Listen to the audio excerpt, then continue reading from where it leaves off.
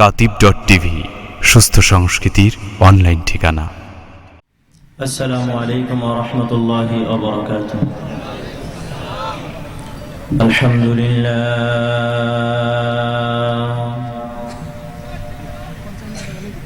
আলহামদুলিল্লাহি আসআদা আশকা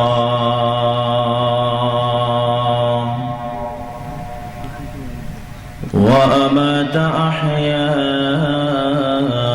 وأضحك أبكى وأوجد أفنى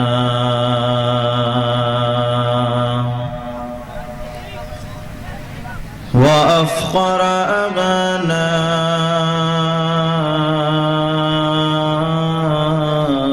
وأضر أقنى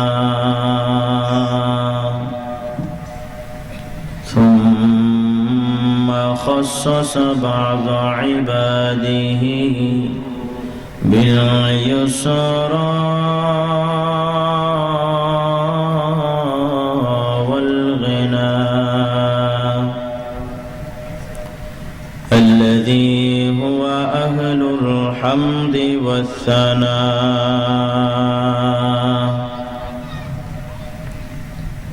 والمتفرد برداء الكبرياء والمتوحد بصفات المجد والعلا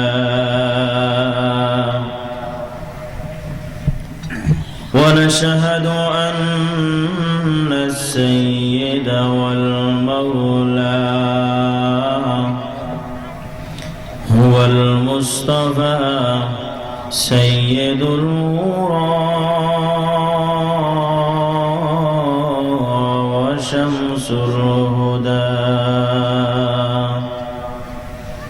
محمد الرسول الذي أرسل حين شاع الكفر في الدنيا وأنزلت به السكينة عليه أنفسنا وأهلنا فدينا لولاه ما عرفنا الحق ولا درينا صلى الله تعالى عليه وعلى آله سادة الأسفياء وأصحابه قادة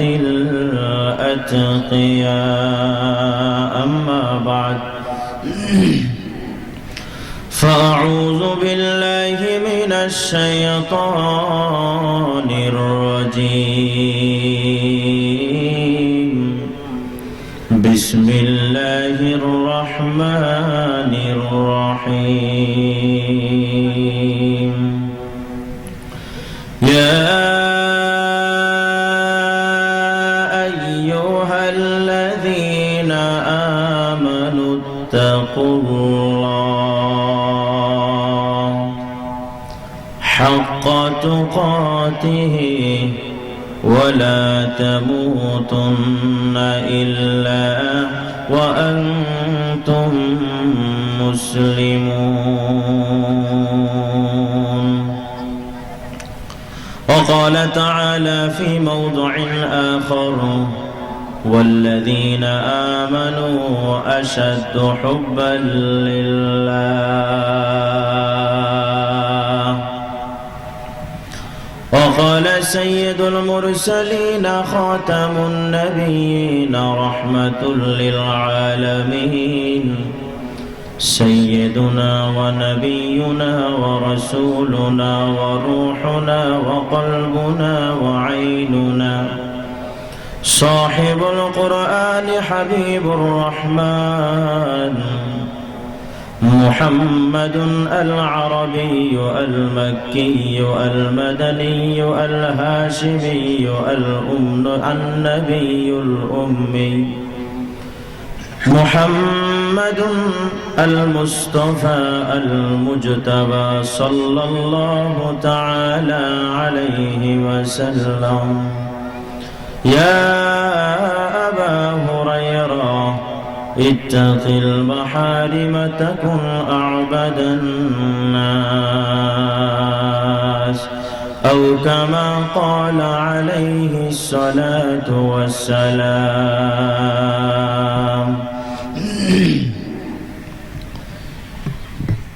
الحمد لمن قدر خيرا وخبالا والشكر لمن صور حسنا وجمالا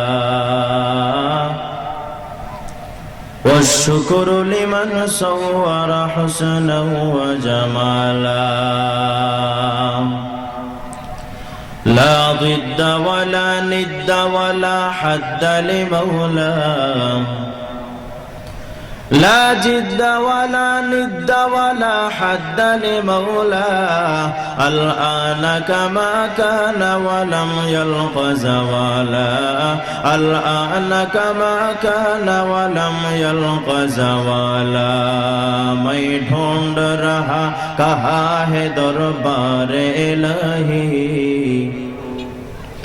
मैं ढूंढ रहा कहाँ है दरबार इलाही मोहब्बत में तेरा दम बदम रखना है मौला मोहब्बत में तेरा दम बदम रखना है मौला मोहब्बत में तेरा दम बदम रखना है मौला तेरे नाम में जीना है तेरे नाम में मरना तेरे नाम में जीना है तेरे नाम में मरना हमें तू दोस्त बना ले हमें तू मस्ती बना दे हमें तू दोस्त बना ले हमें तू मस्ती बना दे हमें तू प्यार बना ले हमें तू यार बना ले हमें तू प्यार बना ले हमें तू यार बना ले हमें तू जान को कबूल कर हमें अहल कबूल कर हमें तू जा को कबूल कर हमें अहल कबूल कर मोहब्बत के समंदर में मस्कन तो बना दे मोहब्बत के समंदर में मस्कन तो बना दे है नाज़ हमें हम है सना खान मोहम्मद हम लोग तो है बंदा ये एहसान मोहम्मद हम लोग तो है बंदा ये एहसान मोहम्मद हम टूट तो सकते दे मज़े पर नाम मोहम्मद टूटेगा न दिल से कभी पैमान मोहम्मद टूटेगा न दिल से कभी पैमान मोहम्मद साहिल से लगेगा कभी मेरा भी सफीना देखेंगे कभी शौक से मक्का व मदीना देखेंगे कभी शौक से मक्का व मदीना दिल मेरा तस्खीर किया एक अरबी ने मक्की मदनी हाशिमी व मुत्तलिबी है मक्की मदनी हाशिमी व मुत्तलिबी है मिलत इश्क का ज़हामा मिलत जुदास मिलत इश्क का ज़हामा मिलत जुदास आशिक़ारा मिलत मज़हब जुदास आशिक़ारा मिलत मज़हब जुदास आशिक़ारा मिलत मज़हब जुदास आशिक़ारा मिलत मज़हब खुदास ला इलाहा इल्लल्लाह ला इलाहा इल्लल्लाह আওয়াজ করে সবাই বলেন। মাইকের অপরটা কোথায়? মাইকের অপরটা লা ইলাহা ইল্লাল্লাহ, লা ইলাহা ইল্লাল্লাহ। ইকো কমাই দিয়ে রিভার্ব দিয়ে ভাসাইতে পারবেন? হ্যাঁ, রিভার্ব দিয়ে ভাসাই দিয়ে এই দুইটা বক্সের সাউন্ডটা একটু বাড়া দিবেন, দিয়ে ব্যাস।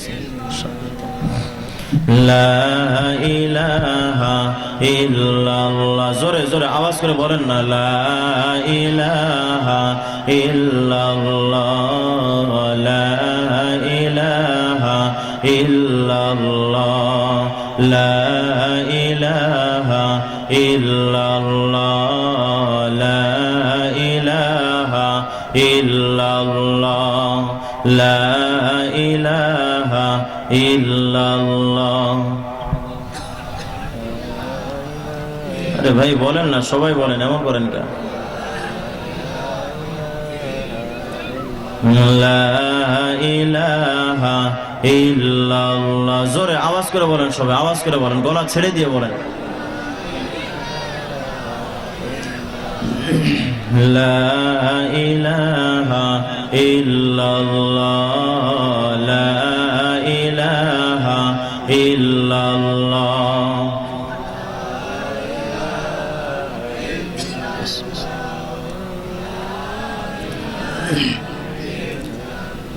লা ইলাহা ইল্লাল্লাহ, লা ইলাহা ইল্লাল্লাহ।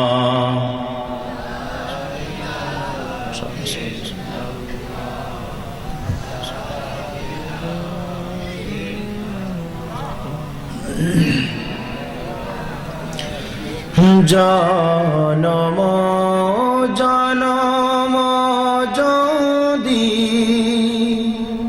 গাহি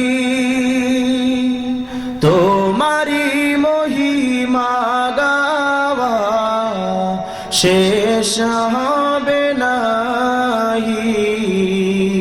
জনম জনম যদি গাহি তোমারি মহিমা গাওয়া শেষ হবে নাহি। বুঝেও বোঝে না যেন, বুঝেও বোঝে না যেন সাহারায়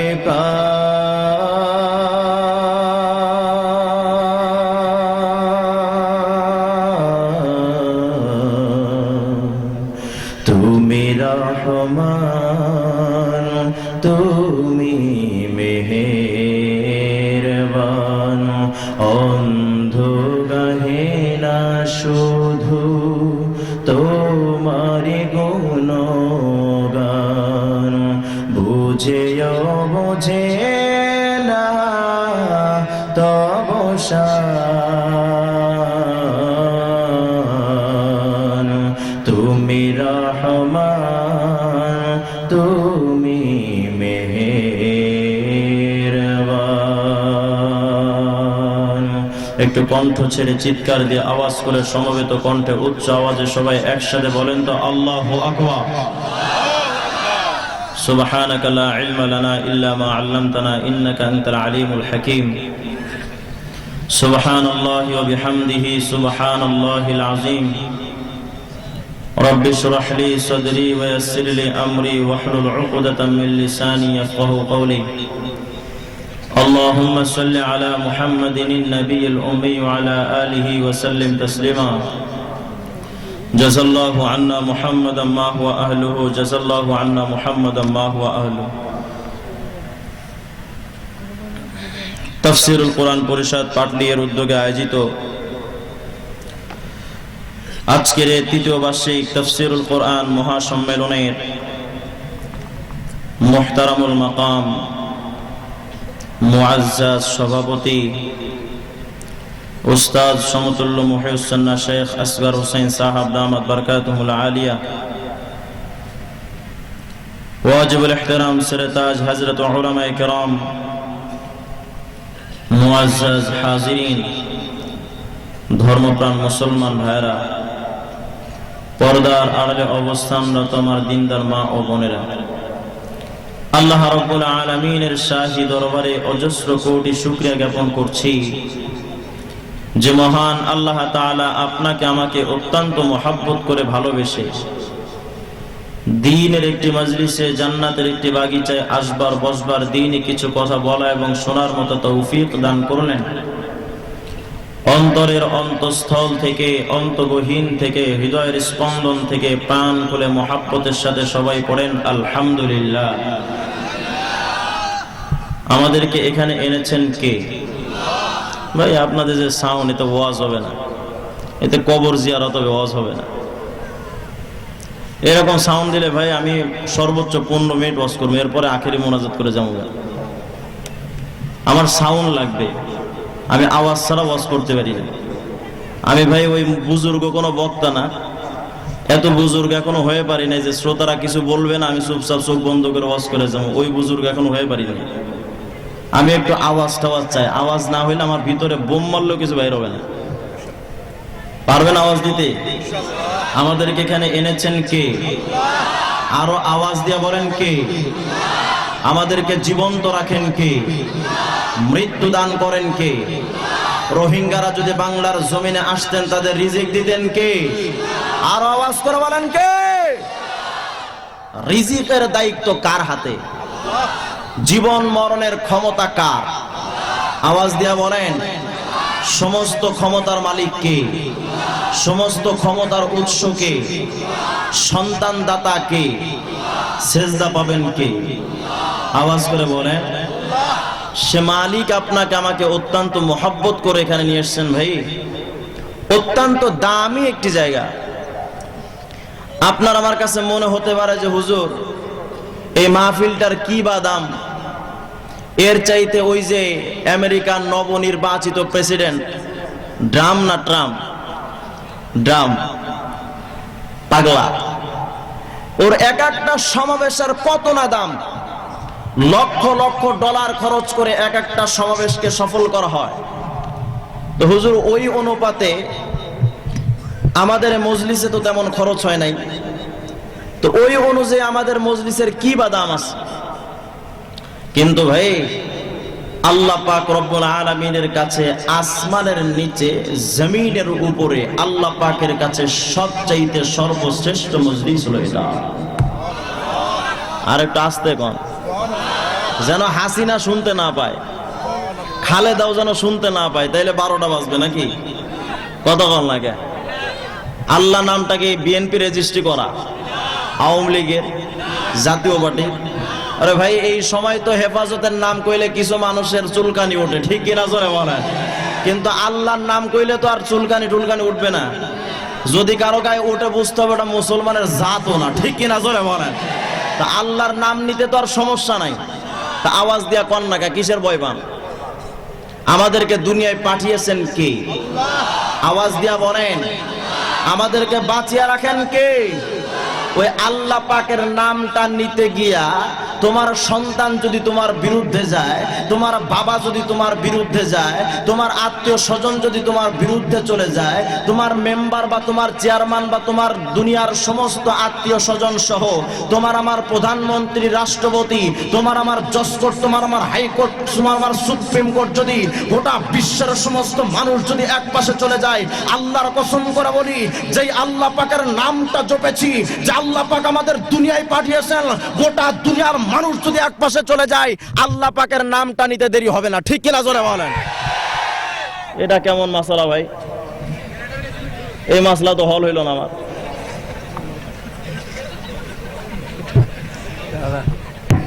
জজবাটাই নষ্ট করে দিছে নাকি গো? আল্লাহ পাক আমাদের কবুল করেন, আমিন বলেন। বলতেছিলাম আল্লাহ পাকের নাম নিতে হবে উচ্চ কণ্ঠে। মুসলমানের কণ্ঠে আজকে আল্লাহ পাকের নামটা ছোট্ট হওয়ার কারণে আল্লাহ বিদ্বেষী, মুসলমান বিদ্বেষী, ইসলাম বিদ্বেষীরা আজকে তোমার আমার কণ্ঠে সাউন্ড না পাওয়ার কারণে তারা আজকে আওয়াজ ছাড়ে, ঠিক কিনা জোরে বলেন? আরে কি কম আফসোসের কথা, বাংলার জমিনটা 90% মুসলমানের দেশে বসে ওই যে গত কয়েকদিন আগে আসাদ নূর নামক এক কুখ্যাত নাস্তিক জানোয়ার, যেই জানোয়ারটা হকারগিরি করে খায়, ঠিক কিনা জোরে বলেন। আমাদের জুতা যদি সেলাই করতে আসতো, জুতা যদি পরিষ্কার করতে আসতো, ওর মতো নাস্তিকরা আমরা জুতা ঠিক করার জন্য দিতাম না। এমন একটা নাস্তিকে কয় সুযোগ পাইলে রাষ্ট্র ধর্ম, সুযোগ পাইলে কোরআন শরীফের উপরে প্রস্রাব করুন। আচ্ছা, আপনাদের এই সিলেটের পাটলি এলাকায় যে কয়টা পাগলা কুত্তা আছে, সুস্থ কুত্তা না, পাগলা কুত্তা যে কয়টা আছে, ওই কয়টা কুত্তা যদি প্রস্রাব করে, আমার তো মনের বিশ্বাস ওই কয়টা কুত্তার প্রস্রাবে আসাদ নূরের মতো নাস্তিকরা সব পালিয়ে ভারত আর আমেরিকা পালাতে বাধ্য হবে, ঠিক কিনা জোরে বলেন। কিন্তু আফসোস দর আফসোস, আজকে তোমার আমার জবানে সে আল্লাহর নামটা উচ্চ স্বরে না নেওয়ার কারণে আজকে মুসলমান তোমার আমার অবস্থা, তোমার আমার ধর্মের অবস্থা এমন করেছে। মুসলমানদের আজকে আল্লাহর বিধান পালন করতে বিবেকেও বাধা দেয়। অনেক মানুষকে জিজ্ঞেস করা হয়, ভাই তুমি দাড়ি রাখো না কেন? হুজুর আপনি কি দেখেন না আমি মেম্বার হয়েছি, আমি চেয়ারম্যান হয়েছি, আমি এমপি হয়েছি, মন্ত্রী হয়েছি, আমার যদি দাড়ি রাখে তাইলে আমার ফ্যাশন নষ্ট হয়। কি নষ্ট হয়? আল্লাহ। ভাই আমাদেরকে দুনিয়ায় পাঠিয়েছেন কে? ওই আল্লাহর বিধান পালন করতে গিয়া যদি ফ্যাশন নষ্ট হয়, ওই আল্লাহর বিধান পালন করতে গিয়া যদি সংসার নষ্ট হয়, ওই আল্লাহর বিধান পালন করতে গিয়া যদি তোমার আমার দুনিয়ার সবকিছু বিলীন হয়ে যায়, আল্লাহর বিধান কি ছাড়া যাবে? আওয়াজ করে বলেন ও মুসলমান, আওয়াজ ছাড়েন, আওয়াজ ছাড়েন। বাংলার জমিন কিন্তু শাহজালাল ইয়ামানের হুঙ্কারের বাংলাদেশ। বাংলার জমিন কিন্তু মুফতি ফজলুল হক আমিনীর বাংলাদেশ। বাংলার জমিন শেখুল হাদিস আল্লামা আজিজুল হকের দেশ। বাংলার জমিন কিন্তু ফকিহুল মিল্লাত আব্দুর রহমানের দেশ। বাংলার জমিন কিন্তু হাফিজ জুজুরের দেশ। বাংলার জমিন চরমুনার মরহুম পীর সাহেবের দেশ। বাংলার জমিনে বসে যদি ইসলামের বিরুদ্ধে কেউ কথা কয়, আপনার আমার আওয়াজ ছাড়া দরকার।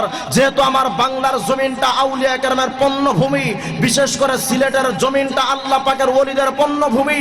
এই বাংলার জমিনে বসে তুমি যদি কোনো কথা কও ইসলামের বিরুদ্ধে, তুমি আমার বাবা হতে পারো, তুমি আমার মা হতে পারো, তুমি আমার সন্তান হতে পারো, তুমি আমার আত্মীয় স্বজন চাও না কেন, তুমি আমার যদি মেম্বার হও, চেয়ারম্যান হও, হাসিনা যদি খালেদাও হও, তুমি যদি রাষ্ট্রপতি হও, জজকোর্ট, হাইকোর্ট, সুপ্রিম কোর্ট যদি আমার ইসলামের বিরুদ্ধে কথা বলে, আপনার আমার আওয়াজ ছাড়া দরকার। যে আমার ইসলামের বিরুদ্ধে কথা বলবে, আল্লাহর বিরুদ্ধে কথা বলবে, তার মুখে আমরা জুতা পিটা করে ছাড়বো।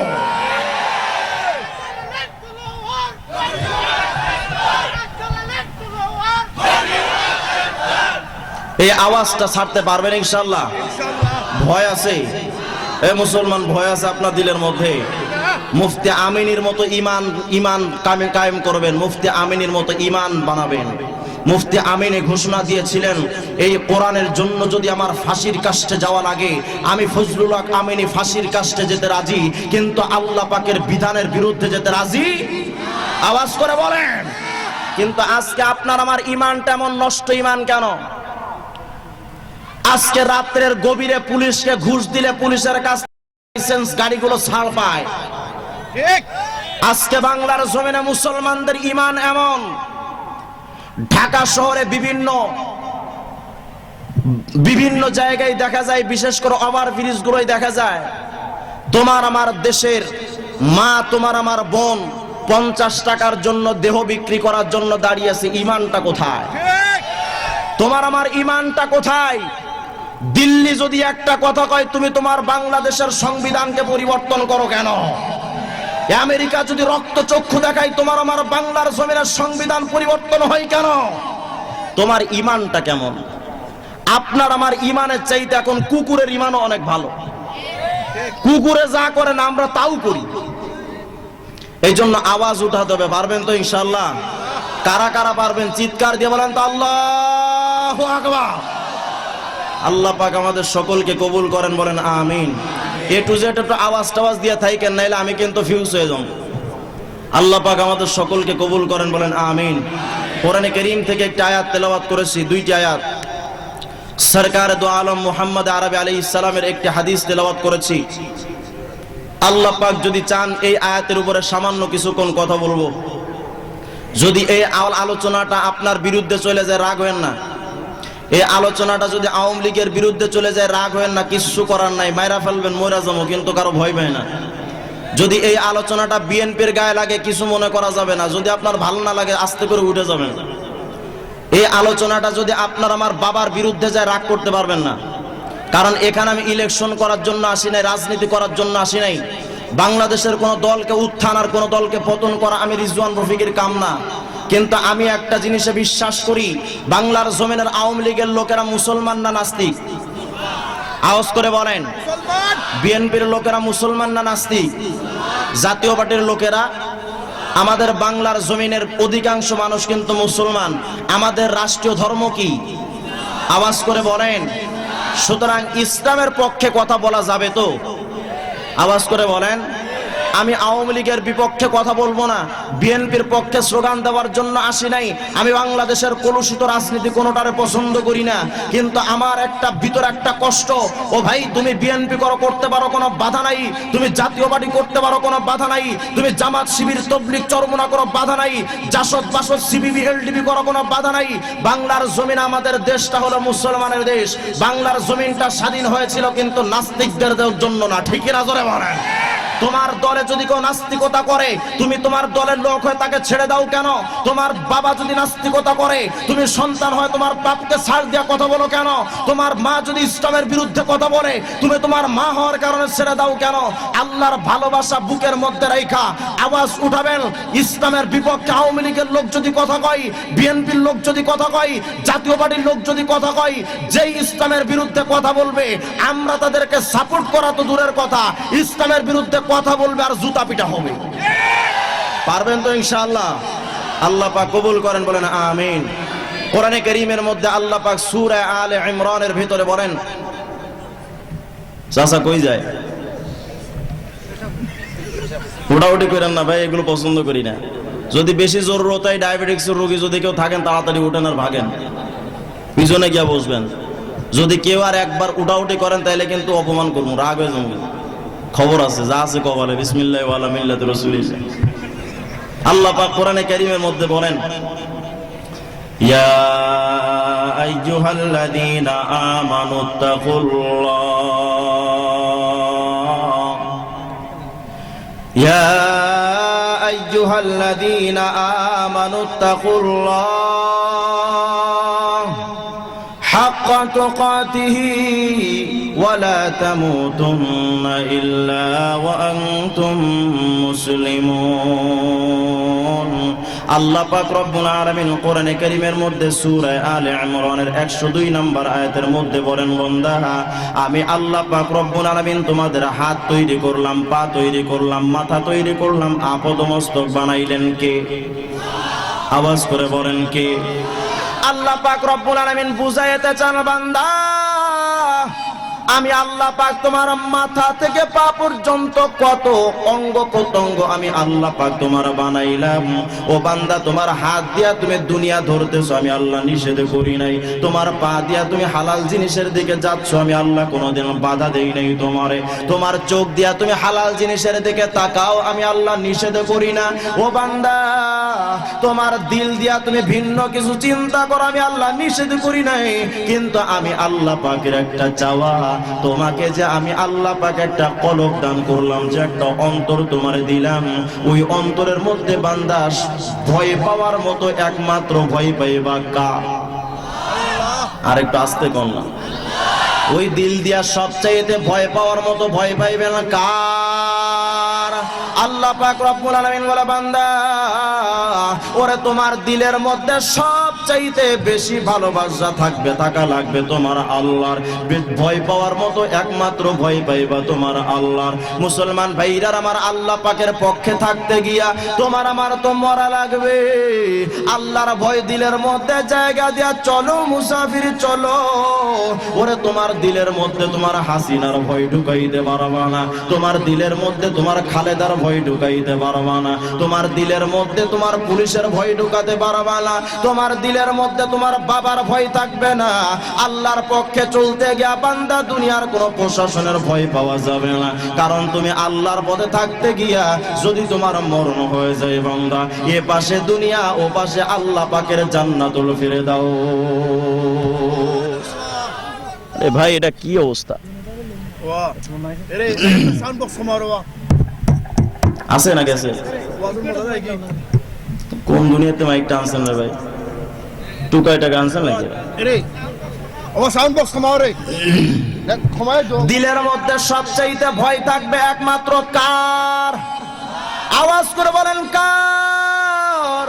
আল্লাহ পাক রব্বুল আলামিন সূরা বাকারার 165 নাম্বার 165 নাম্বার আয়াতের মধ্যে আরেকটা জায়গায় বলেন, বান্দা আমি আল্লাহ পাক রব্বুল আলামিন তোমার দুনিয়াতে বাবা বানাইলাম, মা বানাইলাম, ভাই বানাইলাম, বোন বানাইলাম, সন্তান বানাইলাম, আত্মীয় স্বজন বানাইলাম।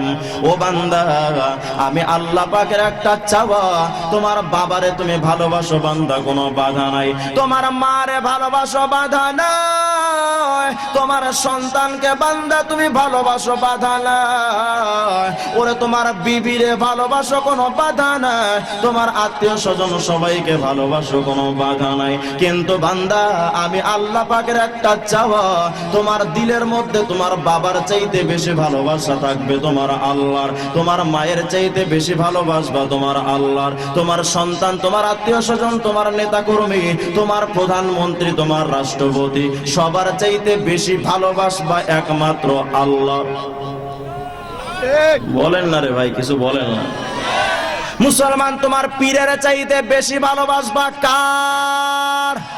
ও বান্দা বর্তমান সময়ে কিছু পীর আমল আছে, পীরের দরবারে গেলে বলে আমার পীরের কাছে মুরিদ হও, এই পীরের কাছে মুরিদ হইলে শরীয়ত লাগে না।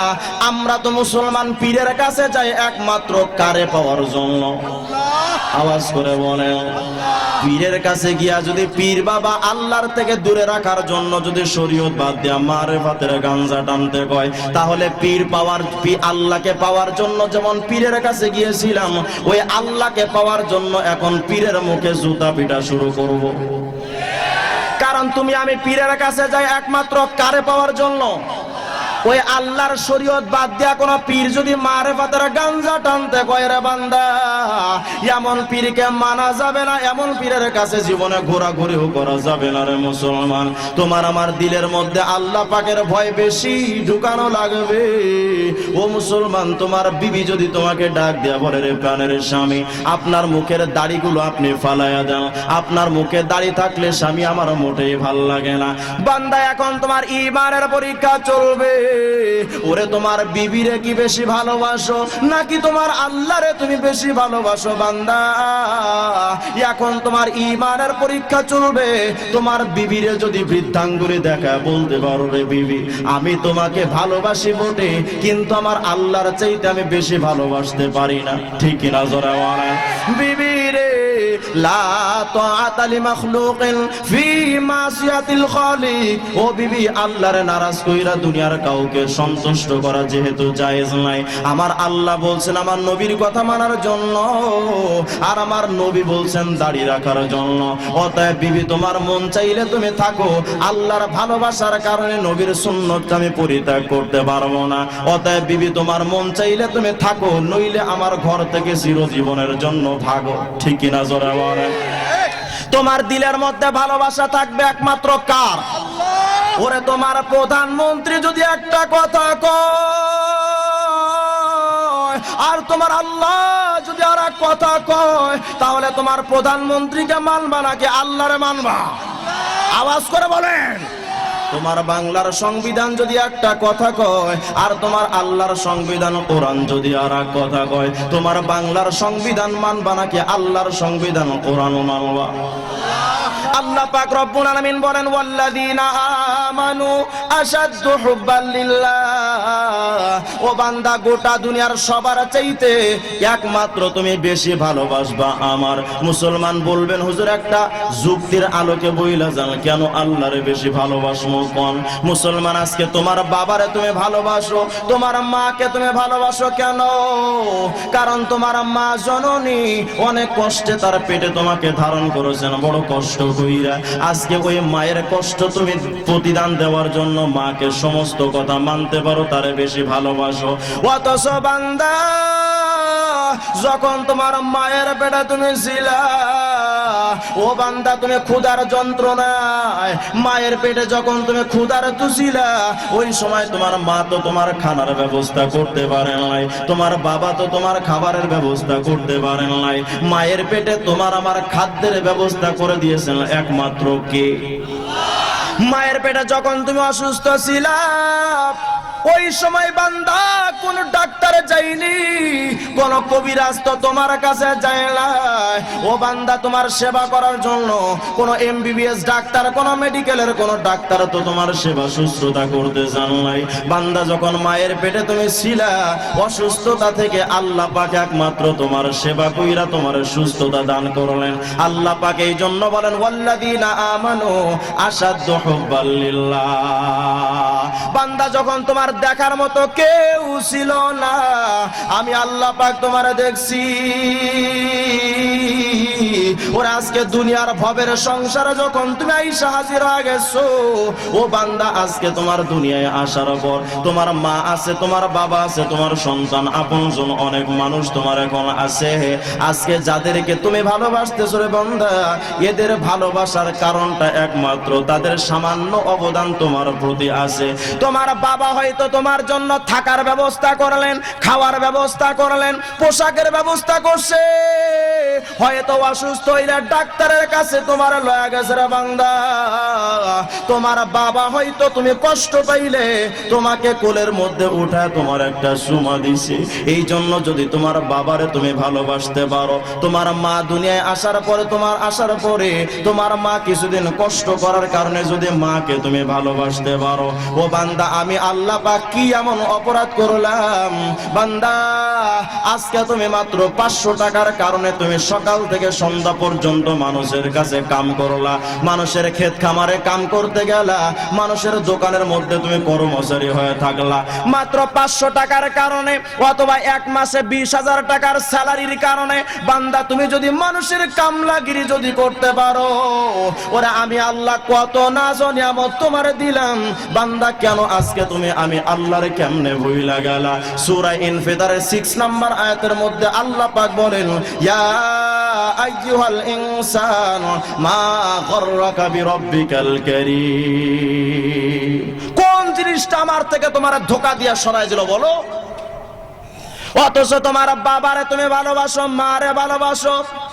ও বান্দা, আমি আল্লাহ পাকের নিশানা নিয়ামত এত তোমার দান করছি, তুমি যদি 500 টাকার কারণে যদি সারাদিন মানুষের কাছে তোমার সময়টা বিক্রি করতে পারো, আমি আল্লাহ কত কোটি টাকার সম্পত্তি দিলাম। ও বান্দা, আকাশের যে সূর্যটা আল্লাহ পাক দান করলেন, এই কয়েকটা বাতি জ্বালাইছেন, বাতির জন্য তোমার বিদ্যুতের বিল দেওয়া লাগবে, এই কয়টা বাতি জ্বালানোর জন্য ডেকোরেশনে তোমাকে বিল দেওয়া লাগবে। অথচ এই বাতি সামান্য একটু এলাকায় বাতি আলো দিবে, ভিন্ন জায়গায় দিতে পারবে না। আল্লাহ পাক যে আকাশের সূর্য দিয়েছেন, ওই আকাশের সূর্য দিয়া তো তোমার ফসল হয়, ওই আকাশের সূর্য দিয়া ও বান্দা তুমি বাইচা থাকার মতো ক্ষমতা আজকে দুনিয়াতে পাইছো। যদি তোমার ক্ষেতের উপরে এই লাইটটা যদি জ্বালায় দাও, সূর্যের আলোর কাম কিন্তু করবে না, কারণ সূর্যের আলোর মধ্যে যে ভিটামিন গুলো আছে, ওই ভিটামিন তো এই আলোর ভিতরে নাই রে বান্দা। আল্লাহ পাক যে আকাশে সূর্য দিছে, ওরে ওই সূর্যের জন্য আল্লাহ পাক যদি প্রত্যেকের কাছ থেকে 500 টাকা যদি দাবি করতেন, প্রত্যেক মানুষ কিন্তু 500 টাকা দিতে বাধ্য থাকতো, কারণ বাঁচার জন্য আকাশের সূর্য অবশ্যই লাগবে। বান্দা, আল্লাহ পাক যে বাতাসটা তোমার আমার খাওয়ান, ওরে তোমার ঘরে আজকে ফ্যান চালাইছো, তোমার ফ্যানটা চালানোর জন্য 2000, 2500 বা 3000 টাকা দিয়ে তোমার প্রথমে ফ্যান কেনা লাগবে। এরপরে ফ্যানটা যখন ঘরের মধ্যে মধ্যে ঝুলাইবা, ওই ফ্যানটা ঘোরানোর জন্য আবার বিদ্যুতের বিল দেওয়া লাগবে। আল্লাহ পাক যে ফ্রি বাতাস তোমার দিছে, ও বান্দা এই ফ্যানটা নিয়ে তো তুমি দুনিয়ার সব জায়গায় ঘুরতে পারবা না, সব জায়গায় ফ্যানের বাতাসটা তুমি খাইতে পারবা না। আল্লাহ পাক বাতাস নামক নিয়ামতটা কেমন দিছেন, ওই বাতাসটার জন্য বান্দা তোমার কোনো স্থান নির্ধারণ আল্লাহ করেন নাই, যেখানে যাইবা সেখানে তোমার বাতাস দিবেন কে? ওই বাতাসের জন্য আল্লাহ পাক যদি বলতেন বান্দা বাতাস দিতে পারি 3000 টাকা করে প্রত্যেক দিন দেওয়া লাগবে, বান্দা তুমি তো এই টাকা দিতে বাধ্য থাকতা, টাকা না দেওয়া কোনো উপায় তোমার ছিল না। ও বান্দা আজকে আল্লাহ পাকের কত নিয়ামত তুমি ভোগ করতেছো, ওয়া ইন তাউদ্দু নি'মাতাল্লাহি ফালা তুহসুহা। ও বান্দা আল্লাহর নিয়ামত গণনা কইরা তুমি শেষ করতে পারবা না। আল্লাহ কত নিয়ামত রাজি দিছে। ও বান্দা আল্লাহ পাক বলেন তাফাক্কারু ফি খালকিল্লাহি ওয়া লা তাফাক্কারু ফিল্লাহ। আল্লাহ পাকের বড় দুনিয়া বান্দা, তোমরা আল্লাহ পাকের বিষয় নিয়ে তোমরা চিন্তা ফিকির করো না। বান্দা আমি আল্লাহ যে নিয়ামত তোমার দিলাম, ওই নিয়ামতটা দিয়া একটু ভাইবা দেখো বান্দা, তোমার জন্য হেদায়েত পাওয়াটা সহজ হয়ে যাবে। কিন্তু মুসলমান বড় আফসোস কইরা বলি, আজকে বাংলার জমিনের মানুষ যাদের কপাল পোড়া, ওই নাস্তিক বেঈমানরা আল্লাহর সৃষ্টি নিয়ে গবেষণা কইরা আল্লাহর পরিচয় খুঁজা পায় না। একটা গাভীর ভিতরে গাভীটারে যদি জবাই করেন, গাভীটারে জবাই করলে কি সাদা দুধ খুঁজে পাবেন? আওয়াজ করে বলেন। বান্দা তুমি আমি দুনিয়াতে আসছি, তোমার দুনিয়াতে আসার পরে ও বান্দা তুমি শক্ত খানা খাইতে পারবা না, তা তোমার দাঁত নাই, আবার ঠান্ডা পানিও খাইতে পারবা না। বান্দা আল্লাহ পাক তোমার সেই শক্তিটা দেয় নাই, ঠান্ডা পানি খায় তুমি বাইচা থাকবা। মায়ের স্তনে এমন একটা দুধের ব্যবস্থা আল্লাহ করছেন, ওই দুধটা বান্দা তুমি খাইলে তোমার শক্ত খানার ক্ষুধাও মিটবে, আবার ঠান্ডা পানির তৃপ্তিটাও মিটে যাবে। বানাইছেন কে? এই মারে যদি তুমি জবাই করো, মারে যদি কাইটা টুকরা টুকরা যদি করেন, তাহলে মায়ের শরীরের মধ্যে কি সাদা দুধ পাবেন না শুধু রক্ত? আওয়াজ করে বলেন। যেই মায়ের মাথা থেকে পা পর্যন্ত কাইটা কাইটা টুকরা টুকরা করলে বান্দা দুধ খুঁজা পাবা না, শুধু রক্তের বন্যা বয়ে যাবে মায়ের শরীর থেকে। এই রক্তের ভিতর থেকে সাদা দুধ একমাত্র বের করার ক্ষমতা কার? আওয়াজ করে বলেন কার? ও নাস্তিক বেঈমানরা, কেন তোমরা বুঝো না? এই যে ফুলগুলো আল্লাহ বানাইছেন, এই ফুলের মধ্যে কত কালার আল্লাহ পাক দান করেছেন। পাতার রং দেখো একরকম, ফুলের রং দেখো আর এক রকম। এই ফুলের ডালের রং একরকম, এই ফুলের গাছের রং আর এক রকম। বানাইলেন কে? আচ্ছা মানুষ বলো দেখি, রাত্র কেন কালো? সূর্য বলো কোথা হতে পাইলো এত আলো? আরে ফুলগুলো নানান রঙের কেমন করে হয়? পাতাগুলো সবুজ বটে ফুলের মতো নয়। দুধ কেন এত সাদা, মরিচ কেন ঝাল? দুধ কেন এত সাদা, মরিচ কেন ঝাল? আমগুলো পাকলে বলো কেমনে হয় তা লাল? কে বানান? পশু পাখি কয় না কথা, মানুষ কেন কয়? আবার পশু পাখি কয় না কথা, মানুষ কেন কয়? বলো বলো ওহে মানব, এসব কেমন করে হয়? ভাবি সবই মহান প্রভুর দান, নত শিরে সিজদা করো ওহে মুসলমান। আরে ডিম গুলো একই রকম, পার্থক্য নয় মোটে। আপনাদের সিলেটের মহিলারা যখন মুরগির নিচে যখন ডিম দেয়, 20টা ডিম দিছে, একটা ডিমের রং সাদা, আর একটা কালা, আর একটা লাল, আর একটা সবুজ। বিষয়টা কি এরকম না সব একরকম? ডিমগুলো একই রকম, পার্থক্য নয় মোটে। সাদা কালো বাচ্চাগুলো কেমন করে ফোটে? আমরা সবাই বাস করি এই পৃথিবীর অঙ্গে, হাতের লেখা মুখের চেহারা মেলে না কারোর সঙ্গে, আর মেলে না কলমের সই বুড়ি আঙুলের টিপ। সবার সৃষ্টি মহান আল্লাহ করেছেন ঠিক ঠিক। এত কিছু দেখা খোদার নামে যারা, ওরে তোমরা করলা রে বদনাম, তোদের চাইতে হাজারা ভালো বাংলার জমিনের কুকুর শুয়োর আরো ভালো হনুমান। মুসলমান ভাইরা আমার, আল্লাহ পাকের নিয়ামতের দিকে তাকাও। হেদায়েত পাওয়া যাইবা অল্পক্ষণ সময়ের ভেতরে। ওরে আল্লাহ পাক কত মহান, কত মহান, আল্লাহ পাক কত মহান, কত বড় সেই মওলা। আল্লামা গাজালী রহমতুল্লাহ আলাইহি লিখছেন, মেয়া আল্লাহ পাকের তুমি সৃষ্টি নিয়ে গবেষণা করো, আল্লাহর নিয়ে গবেষণা করতে যাও না। ওরে আল্লাহ কত যে বড়, কত যে মহান। বান্দা, গোটা দুনিয়ার পানি আর মাটিকে যে আল্লাহ পাক বানাইছেন, গোটা বিশ্বের পানি আর মাটিরে যদি আপনি হিসাব করেন, তাহলে সমস্ত পানি আর মাটিকে 4 ভাগে বিভক্ত করে 1 ভাগ মাটি পাবেন, আর বাকি 3 ভাগ পাবেন পানি। 1 ভাগ মাটি তথা 23% মাটি, 100 ভাগের মধ্যে 77 ভাগ হলো পানি, আর 23 ভাগ হলো মাত্র মাটি। এই মাটিটা হিসাব করে যদি আপনি সাতক্ষীরার সুন্দরবন এলাকা শ্যামনগর থেকে নিয়ে যদি টেকনাফ পর্যন্ত আপনি হিসাব করেন, আমি হিসাব করে দেখলাম প্রায় 1050 কিলোমিটার রাস্তা। সকালে যদি আপনি রওনা দেন, রাত্রে পৌঁছাবেন ঢাকা, আর রাত্রে যদি রওনা দেন পরের দিন 12টার সময় পৌঁছাবেন টেকনাফ। তাহলে সব মিলিয়ে প্রায় 24 থেকে 30 ঘন্টা হলো টেকনাফ থেকে সাতক্ষীরার দূরত্ব। তাহলে এই ছোট্ট একটা ক্ষুদ্র দেশ বাংলাদেশের মাটির অবস্থা যদি এই হয়, মহারাষ্ট্র ভারতের মাটির কি অবস্থা, চীন দেশের মাটির কি অবস্থা, আমেরিকার মাটির কি অবস্থা, হিসাব করা কি সম্ভব? আওয়াজ করে বলেন। 23 ভাগ মাটির অবস্থা যদি এত বিশাল হয়, তাহলে 77 ভাগ পানির অবস্থা কি? আল্লাহু আকবার বলেন না। আল্লামা গাজালী রহমতুল্লাহ আলাইহি বলছেন, মিয়া কোন আল্লাহর নিয়ে তুমি ভাবতেছো? আল্লাহর সৃষ্টি নিয়ে তুমি একটু গবেষণা করে দেখো না। যেই মাটির অবস্থা 23 ভাগ হলে এই 77 ভাগ পানির অবস্থা এত বেশি। সমুদ্রের পানি, নদীর পানি, খালের পানি, বিলের পানি, পুকুরের পানি, পুষ্কুনের পানি, ডিপ টিউবওয়েলের পানি, টিউবওয়েলের পানি, আকাশের পানি, এরপরে ঝর্ণার পানি, পাহাড়ের পানি, আসমান পাতালের পানি, সমস্ত পানিগুলো একত্রিত করে এই পানির নিয়ন্ত্রক হযরতে মিকাইল আলাইহিস সালামের মাথার উপরে যদি দেওয়া হয়, ওই মিকাইলের মাথাটা এত বড়, ওই সমস্ত পানিগুলো মাথা থেকে গড়িয়ে কাঁধ পর্যন্ত আসার আগে সমস্ত পানি শুকায় যাবে। মাথাটা কত বড়! এত বিশাল মাথা যে বডির সাথে ফিট করা, ওই বডিটা কত বড়! এত বিশাল বডি যে জায়গার উপরে রাখা, ওই জায়গাটা কত বড়! আর এত বিশাল জায়গা যে আল্লাহ পাক তৈরি করলেন, সে আল্লাহ কত মহান। আল্লাহু আকবার বলেন।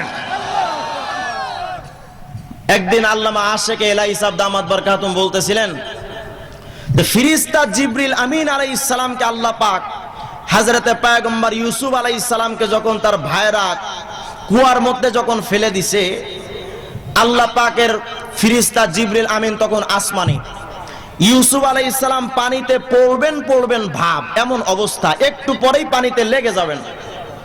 এই সময় আল্লাহ পাক হযরতে জিবরিল আমিনকে ডাক দিয়ে বলতেছেন, জিবরিল, এই মুহূর্তে আমার ইউসুফ পানিতে পড়ে যাবে, আমি আল্লাহ পাকের ফরমান, আমার ইউসুফ পানিতে পড়ার আগেই তুমি তাকে হেফাজত করবা। সুবহানাল্লাহ বলেন। হযরতে ইউসুফ পয়গম্বর আলাইহিস সালাম পানিতে পড়বেন, এখনো হযরতে জিবরিল আমিন তো আসমানে, কত দূরত্বের রাস্তা। হযরতে জিবরিল আমিন চোখের পলকে আসমান থেকে নিয়ে জমিনের গহীনে হযরতে পয়গম্বর ইউসুফ আলাইহিস সালামকে পানি থেকে হেফাজত করেছেন। সুবহানাল্লাহ বলেন। এই জিবরিল আমিন আলাইহিস সালামের দৌড়ের দূরত্বটা কত বেশি!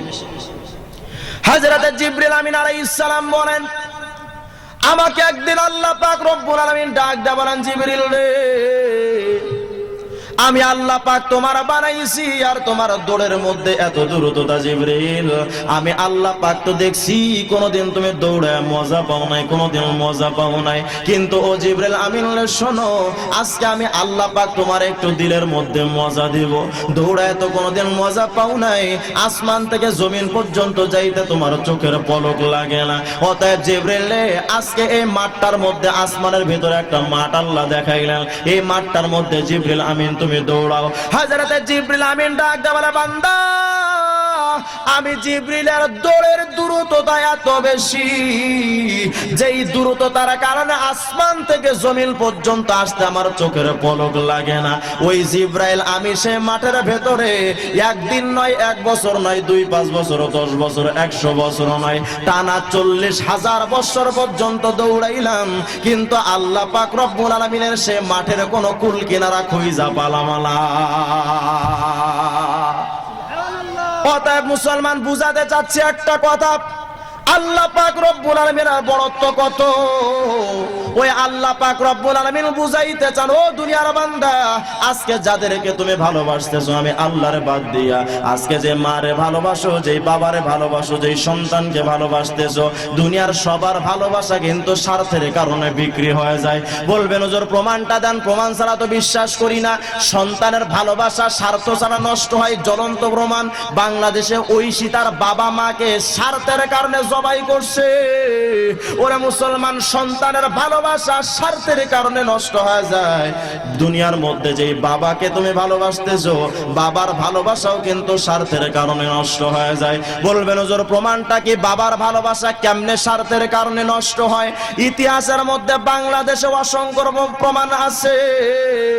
সন্তান বাবার কথা না মানার জন্য বাবা তার সন্তানকে ত্যায্য পুত্র কইরা দেয় আদালতের মাধ্যমে।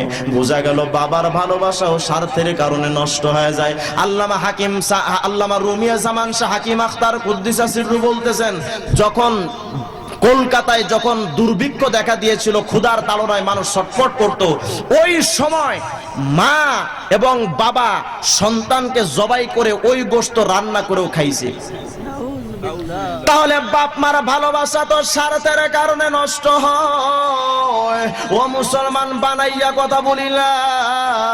অনেকে বলতে পারেন হুজুর মায়ের ভালোবাসা তো স্বার্থের কারণে নষ্ট হয় না। মিথ্যা কথা বাবা। দুনিয়ার মধ্যে পত্রিকার মধ্যে অসংখ্য খবর এমন দেখা যায়, একটা মহিলা আর একটা পরপুরুষের সাথে পরকিয়া করার কারণে, পরপুরুষের সাথে সম্পর্ক করার কারণে ওই পুরুষটার সাথে ভেগে যাওয়ার জন্য তার একমাত্র মানে একমাত্র বাধা হলো তার ছোট্ট একটা সন্তান। এই মা ওই পুরুষের সাথে বিয়ে করার জন্য তার কলিজার টুকরায় একমাত্র ছোট্ট সন্তানকে জবাই কইরা অথবা বিষ খাইয়ে সন্তানকে মাইরা ওই পর পুরুষের কাছে যাওয়ার ইতিহাস আছে কিনা জোরে কোন? তাহলে মায়ের ভালোবাসাও তো স্বার্থের কারণে নষ্ট হয়।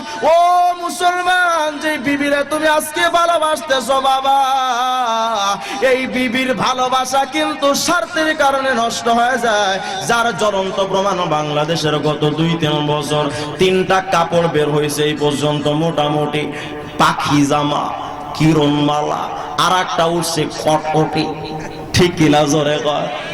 স্বার্থের কারণে বিবির ভালোবাসা নষ্ট হয়ে যায়। কিরণমালা না দেওয়ার কারণে, ওরে পাখি জামা না দেওয়ার কারণে কত স্বামী স্ত্রীর বিবাহটা নষ্ট হয়ে গেছে। প্রমাণের অভাব নাই রে বাংলা। অতএব যেই বিবিকে তুমি ভালোবাসতেছো, ওরে ওই বিবির ভালোবাসা তো স্বার্থের কারণে নষ্ট হয়ে যায়। মুসলমান, যে নেতারে তুমি আজকে ভালোবাসো, ও মুসলমান, কেন বান্দা, কেন বান্দা, কেন আজকে তোমার নেতারে খুশি করার জন্য তোমার আল্লাহরে তুমি গালি দিলা? যেই নেতারে তুমি খুশি করার জন্য আল্লাহরে গালি দিছো, ওই নেতা যদি তোমার কাছ থেকে স্বার্থ না পায়, ওই নেতা কিন্তু তোমার ফাঁসিতে ঝুলাইয়া দেয়। যার জ্বলন্ত প্রমাণ বাংলাদেশের জামাত ইসলামীর যখন বাংলাদেশের সরকারের সাথে ছিল কোনো হিসাব নেওয়া হয় নাই, কিন্তু যখন তাদের বিরুদ্ধে চইলা গেছে তখন ওই মানুষগুলাই কিন্তু রাজাকার বইলা ফাঁসির কাছে ঝুলাইছে। তাহলে স্বার্থের কারণে কিন্তু ভালোবাসাটা, নেতার ভালোবাসা যায় কিনা? আওয়াজ করে বলেন। যেই নেতারে তুমি আপন কইরা নিসরে বান্দা, ওরে যেই নেতারে তুমি বড় আপন কইরা নিলা, ওই নেতা কিন্তু তোমার মরণের পরে তোমার জানাজা নামাজ পর্যন্ত যদিও পড়তে যাই গিয়া পইরাই চলে আসবে। তোমার কবর দেওয়া পর্যন্ত কিন্তু নেতার কোনো আর খবর থাকবে না। তোমার কবর পর্যন্ত নেতা যায় না, বলে আমার কাম আছে, আমার ব্যস্ততা আছে। ও মুসলমান, তোমারে বোঝাইতে চাইতেছি আজকে যেই দুনিয়ার মানুষগুলারা ভালোবাসতেছো তাদের সবার ভালোবাসা তো স্বার্থের কারণে নষ্ট হয়ে যায়, কিন্তু তোমার মাওলা যে তোমার ভালোবাসে, আল্লাহর ভালোবাসার মধ্যে কোনো স্বার্থ নাই রে মুসলমান। আল্লাহ পাক রব্বুল আলামিন তোমার মায়ের পেটে যেমন তোমার হেফাজত করলেন, দুনিয়াতে আল্লাহ পাক তোমার খাওয়াইছেন, তোমার পড়াইছেন গো বান্দা। আজকে তোমার নেতার কথা না শুনলে তোমার নেতা তোমার দলের থেকে বহিষ্কার কইরা দিবে, কিন্তু আল্লাহর কত নাফরমানি করতেছো বান্দা, আল্লাহর কত নাফরমানি তুমি দুনিয়ায় করতেছো রে মুসলমান। আল্লাহ পাক কিন্তু এরপর নামাজীদেরকে যেমন খাওয়ান, বেনামাজীদেরকেও খাওয়ান কে? নাস্তিকদের যিনি খাওয়ান, আস্তিকদের কিন্তু তিনি খাওয়ান। বাংলার জমিনের নাস্তিকদেরকে বুঝাইতে চায়, আজকে তুমি সুখে আছো, তোমার ভূতে গিলাইতেছে।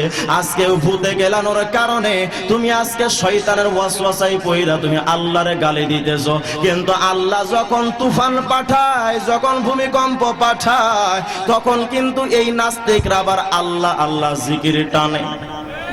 ঠিক কিনা জোরে গান?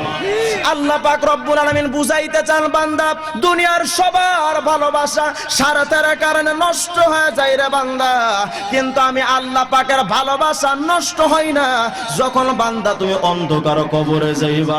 ও বাবা, তুমি আওয়ামী লীগ করো, তুমি শেখ মুজিবের সেনা হইছো, আজকে শেখ মুজিবের বিধানগুলো মাইনা নিছো। তুমি আওয়ামী লীগ করো, শেখ হাসিনার বিধানগুলো পালন করতেছো। তুমি বিএনপি করো, শহীদ জিয়ার আদর্শ তুমি ধরতে চাইতেছো। তুমি বিএনপি করো, বেগম জিয়ার সমস্ত অনুসরণ তুমি করতেছো, কিন্তু বান্দা বলো না রে বান্দা, বলো না, ওরে যখন তুমি কবরে যাইবা, তোমার বঙ্গবন্ধু কি কবরে যাবে? তোমার শেখ হাসিনা খালেদা জিয়া কি যাবে? তোমার শহীদ জিয়া কে তোমার কবরে যাবে? না রে বান্দা, কেউ নাই, কেউ নাই। যে মা বাবার আপন করছো, ওই বাবা মা আজকে তোমার সাথে কেউ কবরে গেল না। ও বান্দা, কবরে যদি তোমার বাঁচাইতে চান, কবরে যদি তোমার কেউ জান্নাতে রাখতে চান, এর একমাত্র মালিককে আওয়াজ করে বলেন, আরো আওয়াজ করে বলেন। 3.5 হাত মাটির ঘর, অন্ধকার ওই কবর, আলোকে জ্বালাইব খবর রাখলে না। 3.5 হাত মাটির ঘর, অন্ধকার ওই কবর, আলোকে জ্বালাইব খবর রাখলে না। মাওলা যদি থাকেন রাজি, আলো জ্বালাইব মাঝি। ঠিক না জোরে বলেন? মাওলা যদি থাকেন রাজি, আলো জ্বালাইব মাঝি, নইলে যে দুঃখ কষ্টের সীমা নাই রে নাই। ইঞ্জিনটা জইলা গেলে হাইরে হাইরে হাই, ডাব্বাটা পইরা রইব এই যে দুনিয়ায়। হাসরের ময়দানে কি হবে কে জানে, আরশের ছায়া মিলবে কি না জানি না। হাসরের ময়দানে কি হবে কে জানে, আরশের ছায়া মিলবে কি না জানি না। থাকবে না বন্ধু স্বজন, ইয়া নাফসি মন, থাকবে না নেতা জনগণ, ইয়া নাফসি মন। ওই পারে পুণ্য সারা উপায় নাই রে নাই। ইঞ্জিনটা জইলা গেলে হাইরে হাইরে হাই, ডাব্বাটা পইরা রইব এই যে দুনিয়ায়। মাটির এই দেহ খানি মাটিতে বিছায়, বন্ধু স্বজন আইব ফিরা নাই রে নাই রে নাই। ইঞ্জিনটা জইলা গেলে হাইরে হাইরে হাই, ডাব্বাটা পইরা রইব এই যে দুনিয়ায়। মুসলমান, বুঝাইতে চাচ্ছিলাম, তোমার দুনিয়ার নেতা, তোমার কর্মী, তোমার বাবা, তোমার মা, তোমার সন্তান, ওরে যে সন্তানকে ধনী বানানোর জন্য তুমি সুদের টাকা নিতেছো, ঘুষের টাকা নিতেছো, যেই সন্তানকে ধনী বানানোর জন্য জনগণের টাকা মাইরা খাইতেছো, এই সন্তানকে তোমার কবরে যাবে। কিন্তু সুখের সেই সুদের ঘুষের আযাবটা তো তোমার কবরে যাবে। আল্লাহ পাক রব্বুল আলামিন বুঝাইতে চান, ও বান্দা, যেহেতু তোমার দুনিয়ার আপন কেউ হইল না, যেহেতু তোমার কবরে তোমার আপন কেউ গেল না, এই জন্য বান্দা আমি আল্লাহ পাকের ফরমান, ওয়াল্লাযীনা আমানু আশাদ্দু হুব্বাল লিল্লাহ। ভালোবাসবেন কাকে? আর আওয়াজ করে বলেন কাকে? সুরঞ্জিত সেন গুপ্ত বাবু ময়েরা গেছে, আর মানুষ কিন্তু মজা কইরা জনমের মতো পুড়াইছে, কিন্তু তার লগে কি কোনো মানুষ পুড়ছে? আওয়াজ করে বলেন। বাংলাদেশে শেখ মুজিবুর রহমান কবরে গেছে, কই এত তুমি দরদ নিয়া কইতেছো শেখ মুজিবের দরদ দেখাও, একটা মানুষ তো শেখ মুজিবের কবরের মধ্যে গেল না। মুসলমান কাদেরকে আপন ভাবতেছো বান্দা? আজকে তোমার রাষ্ট্রপতি জিল্লুর রহমানকে কত আপন ছিল, কিন্তু 16 কোটি মানুষের মধ্যে একটা মানুষকে জিল্লুর রহমানের কবরে গেছে। মুসলমান যেহেতু তোমার একমাত্র আল্লাহ আপন, এই জন্য আল্লাহ পাক বলে, বান্দা তোমার দিলের মধ্যে সবচাইতে বেশি ভালোবাসা ঢুকাইবা কার? মুসলমান কি বলবো আফসোসের কথা, আজকে মুসলমানদের দিলের মধ্যে আল্লাহর ভালোবাসা নাই। ও বান্দা, যদি ভালোবাসা থাকতো, আজকে তোমার দিলের মধ্যে তোমার দেশের ভালোবাসা বেশি, আজকে তোমার দিলের মধ্যে তোমার নেতার ভালোবাসা বেশি, আজকে তোমার দিলের মধ্যে তোমার ভাষার ভালোবাসা বেশি। এই জন্য বাংলার জমিনে 1971-এর সময় 30 লক্ষ মানুষ শুধু দেশের জন্য জীবন দিছে, কিন্তু মুসলমান আল্লাহ এবং আল্লাহর ভালোবাসা, আল্লাহর নবীর সম্মান রক্ষা করার জন্য বাংলার জমিনে তেমন কোন মুসলমানের জায়গা হলো না।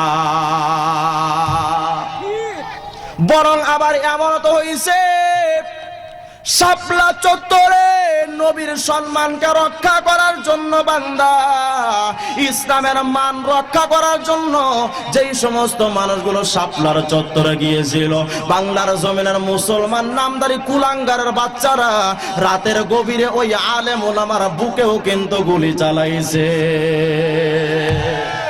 কিন্তু একটা জিনিস মনে রাখবেন, বাংলার জমিনে শেখ মুজিবুর রহমানের হত্যার বিচার করবে তার কন্যা শেখ হাসিনা, হয়তো বাংলার জমিনে শহীদ জিয়ার হত্যার বিচার করবে খালেদা জিয়া। আমাদের বাংলার জমিনের মুসলমান আলেম ওলামাদের কোনো আপন কেউ নাই, কিন্তু এই জিনিসটা মনে রাখবেন, শেখ মুজিবের বিচার হবে, জিয়াউর রহমানের দুনিয়াতে বিচার হবে, কিন্তু আলেম ওলামার শাপলা চত্বরের বিচার কিয়ামতের দিন আল্লাহর বিশ্ব আদালতের ট্রাইব্যুনালে হবে। ঠিক কিনা জোরে বলেন? আজকে বাংলার জমিনে আলেম ওলামাদের বিচার হবে না। আলেম ওলামাদের পক্ষের কোন শক্তি আজকে না থাকলেও আমাদের আপন কে? আওয়াজ করে বলেন কে? আমরা তো দেশের চাইতে বেশি ভালোবাসি কাকে? শেখ মুজিবের চাইতে বেশি ভালোবাসি কাকে? ওরে বাংলাদেশে আমরা সমস্ত দলের চাইতে বিশ্ব নবীকে তো বেশি ভালোবাসি। অতএব মুসলমান মনে রাখবা, হয়তো আজকে কিছুদিন আমরা পর্যবসিত থাকতে পারি, কিন্তু এমন একটা গর্জন আবার মুসলমানদের মধ্যে উঠবে। বাংলার জমিনে 30 লক্ষ মানুষ দেশের জন্য জীবন দিছে, কিন্তু মুসলমান ইসলামের জন্য অন্তত 3 কোটি মুসলমান জীবন দিতেও প্রস্তুত আছে। বলেন ঠিক না? মুসলমান ভুলে যেও না, তোমার দিলের মধ্যে সবচাইতে ভালোবাসা রাখবা কার? আল্লাহ পাক রব্বুল আলামিন বলে, বান্দা তোমার দিলের মধ্যে আবার দুনিয়ার সবকিছুর চাইতে ভালোবাসা রাখার পাশাপাশি, ও বান্দা, ইয়া আইয়ুহাল্লাযীনা আমানুত্তাকুল্লাহ, বান্দা ভয় পাওয়ার মতো একমাত্র ভয় পাইবা কার? সাইয়্যিদনা ইউসুফ পয়গম্বর আলাইহিস সালামের কথা বলেছি বান্দা। ইউসুফ পয়গম্বর জুলাইখার সামনে কি জিনা করছেন? আওয়াজ করে বলেন। আল্লামা ইয়াফি আমানি রহমাতুল্লাহ আলাইহি সাল্লাম, আজকে তোমার বাংলার জমিনে তুমি আল্লাহর ভয় পাও না, কিন্তু মুসলমান দুনিয়া থেকে তো তোমার একদিন যাওয়া লাগবে। আল্লামা ইয়াফি আমানি রহমাতুল্লাহ আলাইহি তার রাউজুর রায়াহিন নামক কিতাবের মধ্যে লিখছেন, এক রাজদরবারের সামনে দিয়া যুবক একটা হেঁটে যাচ্ছে, সুন্দর সুদর্শন যুবক। রাজকন্যা ভিতর থেকে ডাক দিছে, ও যুবক একটু ঘরের ভিতরে আসো। বলে কেন? বলে আমার তোমার সাথে একটু পার্সোনাল কথা আছে। বলে কি পার্সোনাল? ঘরের মধ্যে ঢুকাইয়া যুবকটার প্রত্যেকটা দরজা বন্ধ করে অন্দর মহলে নিয়ে গেছে। মহিলা এখন ডাক দেয়া বলে, যুবক আমি চাচ্ছি তোমার সাথে জিনা করার জন্য। বলেন না রে শাহজাদিল্লাহ, ওর আমার দিলের মধ্যে ভয় একমাত্র আল্লাহর, আমার দিলের মধ্যে একমাত্র ভালোবাসা আল্লাহর, আমার দিলের মধ্যে আমার মাওলা পাকের ভয় থাকার কারণে ও রাজকন্যা তোমার লগে আমি জিনা করতে পারবো না। যুবক সন্তান তোমাকে লক্ষ্য করে বলছে, বাবা আজকে তোমার যৌবন আছে, ওরা তোমার যৌবন দিয়া তুমি নষ্টামির রাস্তায় চলে যাইতেছো, কিন্তু তোমার যৌবন কয়দিন টিকবে রে বন্ধু? বাংলাদেশের যুবকদের হয়তো যৌবন থাকে 20 বছর, 30 বছর বা 40 বছর, এরপরে কিন্তু যুবকদের যৌবনটা তারা হারায় ফেলায়। মুসলমান আল্লামা হাফেজ সিরাজুর রহমতুল্লাহ আলাইহি যুবকদেরকে উপদেশ দিয়া বলেন, নিজেকে ডাক দিয়া বলেন, হাফেজ বসনো হাফেজ বতু গুয়াম কে গুলতা জানমি মানত, আগার মানদ সবে মানদ সবে দিগর নবী মানদ, গুলাজ গুলশা জুদা কশতা তরু তাজা নবী মানদ, আগার মানদ সবে মানদ সবে দিগর নবী মানদ, हमेशा इज्जते मेहमा बरक खाना नमी मानद, अगर मानद शबे दीगर नमी मानद, हिजाबे नवारो जादर बरे शोहार नमी मानद, अगर मानद शबे दीगर नमी मानद, अगर मानद शबे दीगर नमी मानद। যুবক তোমার যৌবন আজকে তাগড়া, ওরা তোমার বাবার দিকে তাকাও, তোমার দাদার দিকে তাকাও, তারাও তো এক সময় তোমার মতো তাগড়া যুবক ছিল, কিন্তু যুবক রে আজকে তাদের যৌবন কোথায়? আজকে তাদের যৌবনে ঢল নামছে। যুবক তোমার যৌবন তো একদিন ঢল নামবে। গোলাপ ফুল যতদিন গাছের সাথে থাকে বড় তাজা তরু তাজা থাকে, কিন্তু গাছের থেকে আলাদা করার পর হয়তো একদিন বা এক রাত তাজা থাকে, দ্বিতীয় দিন কিন্তু শুকায় যায়। ওরে যদি কোনো মানুষের ঘরে তুমি মেহমান হও, ওই মেহমান তোমার প্রথম দিন বড় আপ্যায়ন করবে, বড় মোহাব্বত কইরা, কিন্তু দ্বিতীয় দিন কিন্তু তোমার মেহমান কিন্তু আর এত আপ্যায়ন করে না। তুমি যখন কোনো মেয়েকে ঘরের মধ্যে বধুয়া বানায় নিয়ে আসলা, ওই মেয়ে প্রথম রাত্রে বাসর ঘরে ঘোমটাটা বুক পর্যন্ত টাইনা দেয়া রাখে লজ্জার কারণে, কিন্তু দ্বিতীয় রাত্রে তোমার বধুর কিন্তু এই লজ্জাটা আর থাকে না রে যুবক। আজকে তোমার যৌবন আছে বান্দা, তোমার যৌবনটা কিন্তু স্থায়ী না। ও যুবক আজকে তোমার যৌবনটারে তুমি নষ্টামি করে দিও না রে বান্দা। আজকে যে যৌবনটারে তুমি নষ্টামির রাস্তায় চালাইতেছো বাবা, এই যৌবনটার দাম আল্লাহ পাক রব্বুল আলামিন কত দান করেছেন। সরকার দো আলম বলেন, হাকিমুল উম্মত মুজাদ্দিদুল মিল্লাত শাহ আশরাফ আলী থানভী রাহমাতুল্লাহ আলাইহি আত-তাশাররুফ ফি আহাদিস তাসাউফ নামক কিতাবের মধ্যে লিখছেন, সরকার দো আলম বলেন, মান আশাকা ওয়া কাতামা ওয়া আফা সুম্মা মাতা ফাহুয়া শাহীদুন। যদি কোন যুবক কোন মেয়ের প্রতি তার আকর্ষণ চলে আসে, অটোমেটিকলি দিলের মধ্যে যদি ভালোবাসা তৈরি হয়, ওই ভালোবাসার ডাকে এসে মেয়েটার সাথে খারাপ কাম করে নাই, তার মোবাইলে চ্যাটিং করে নাই, ইমোতে ভিডিও কল মারে নাই, ওই মেয়েটার সাথে মোবাইলে ফোন আলাপ করে নাই, চিঠিও লেখে নাই, ওই মেয়েটার ইফতিজিং করে নাই, জেনা ব্যভিচার করে নাই, ওরা যদি কোন যুবক কোন মেয়ের প্রতি ভালোবাসার বন্ধনটা দিলের মধ্য থেকে যদি সরায়, দিলের মধ্যে রাইখাও, যদি সে গুনাহ থেকে পবিত্র রাইখা এই অবস্থায় যদি ইন্তেকাল করতে পারে, আল্লাহ পাক ওই যুবককে কিয়ামতের ময়দানে মাহশরে আল্লাহ পাক তাকে শহীদের কাতারে দাঁড় করায়া দেবে। দর জওয়ানি তওবা করদান শিওয়ে পয়গম্বরি, দর জওয়ানি তওবা করদান শিওয়ে পয়গম্বরি, ওয়াক্তে পীরি গোরগে জালেম মিশাবদ পরহেজগার, ওয়াক্তে পীরি গোরগে জালেম মিশাবদ পরহেজগার। যুবক তোমার যৌবন বয়সে যদি আল্লাহর কাছে তওবার হাতটা পালা দিতে পারো, ওরা তোমার তওবার হাতটা যদি যুবক বয়সে আল্লাহর কাছে দিতে পারো, তোমার এই হাতটা আল্লাহ সাধারণ কোন হাতের মতো নয়, আল্লাহ পাক তোমার হাতটা নবীদের হাতের মতো কবুল করে নেবে। যুবক সন্তান কোন দিকে চলতেছো তুমি, আমি কোন দিকে যাইতেছি? আল্লামা ইয়াফি আমানি রহমতুল্লাহ আলাইহি বলেন, ওই যুবকটা রাজকন্যারে ডাক দেয়া বলে, রাজকন্যা আমি চাচ্ছি তোমার সাথে জিনা করা আমার দ্বারা সম্ভব হবে না, কারণ দিলের মধ্যে ভয় একমাত্র কার? মুসলমান সন্তান, আজকে তুমি দুনিয়ায় চলতেছো, তুমি মজা পাও না, আনন্দ পাও না, কিন্তু বান্দা আল্লামা শাহ হাকিম মুহাম্মদ আখতার কুদ্দিসা সিররু তার মাওয়াইজে দরদে মুহাব্বতের মধ্যে লিখছেন, আল্লাহ পাক সূরা ইখলাসের মধ্যে একটা আয়াত বলছেন, ওয়ালাম ইয়াকুল্লাহু কুফুয়ান আহাদ। আল্লাহ পাকের কোন মানুষের কাছে মুখাপেক্ষী না, তার সমকক্ষ কেউ নাই। ওরে আল্লাহর সমকক্ষ যেমন কেউ না, তেমন বান্দা আল্লাহ পাকের নামের মজার মধ্যেও কোনো তুলনা চলে না। আল্লাহর নামের মধ্যে কত মজা, কত মজা আল্লাহ পাক ঢুকা রাখছে। ও বান্দা, আল্লামা শাহ হাকিম মুহাম্মদ আখতার বলেন, মিয়া তুমি আল্লাহ পাকের নামটা নিয়ে কেমন মজা পাও আমি জানি না, কিন্তু আমি হাকিম আখতার যখন আমার আল্লাহকে আল্লাহ কইয়া ডাক দেই, তখন আমার জিহ্বার মধ্যে এমন মিষ্টির স্বাদ পায়, যে স্বাদটা দুনিয়ার কোন মিষ্টির দোকানেও খুঁজা পাবা না।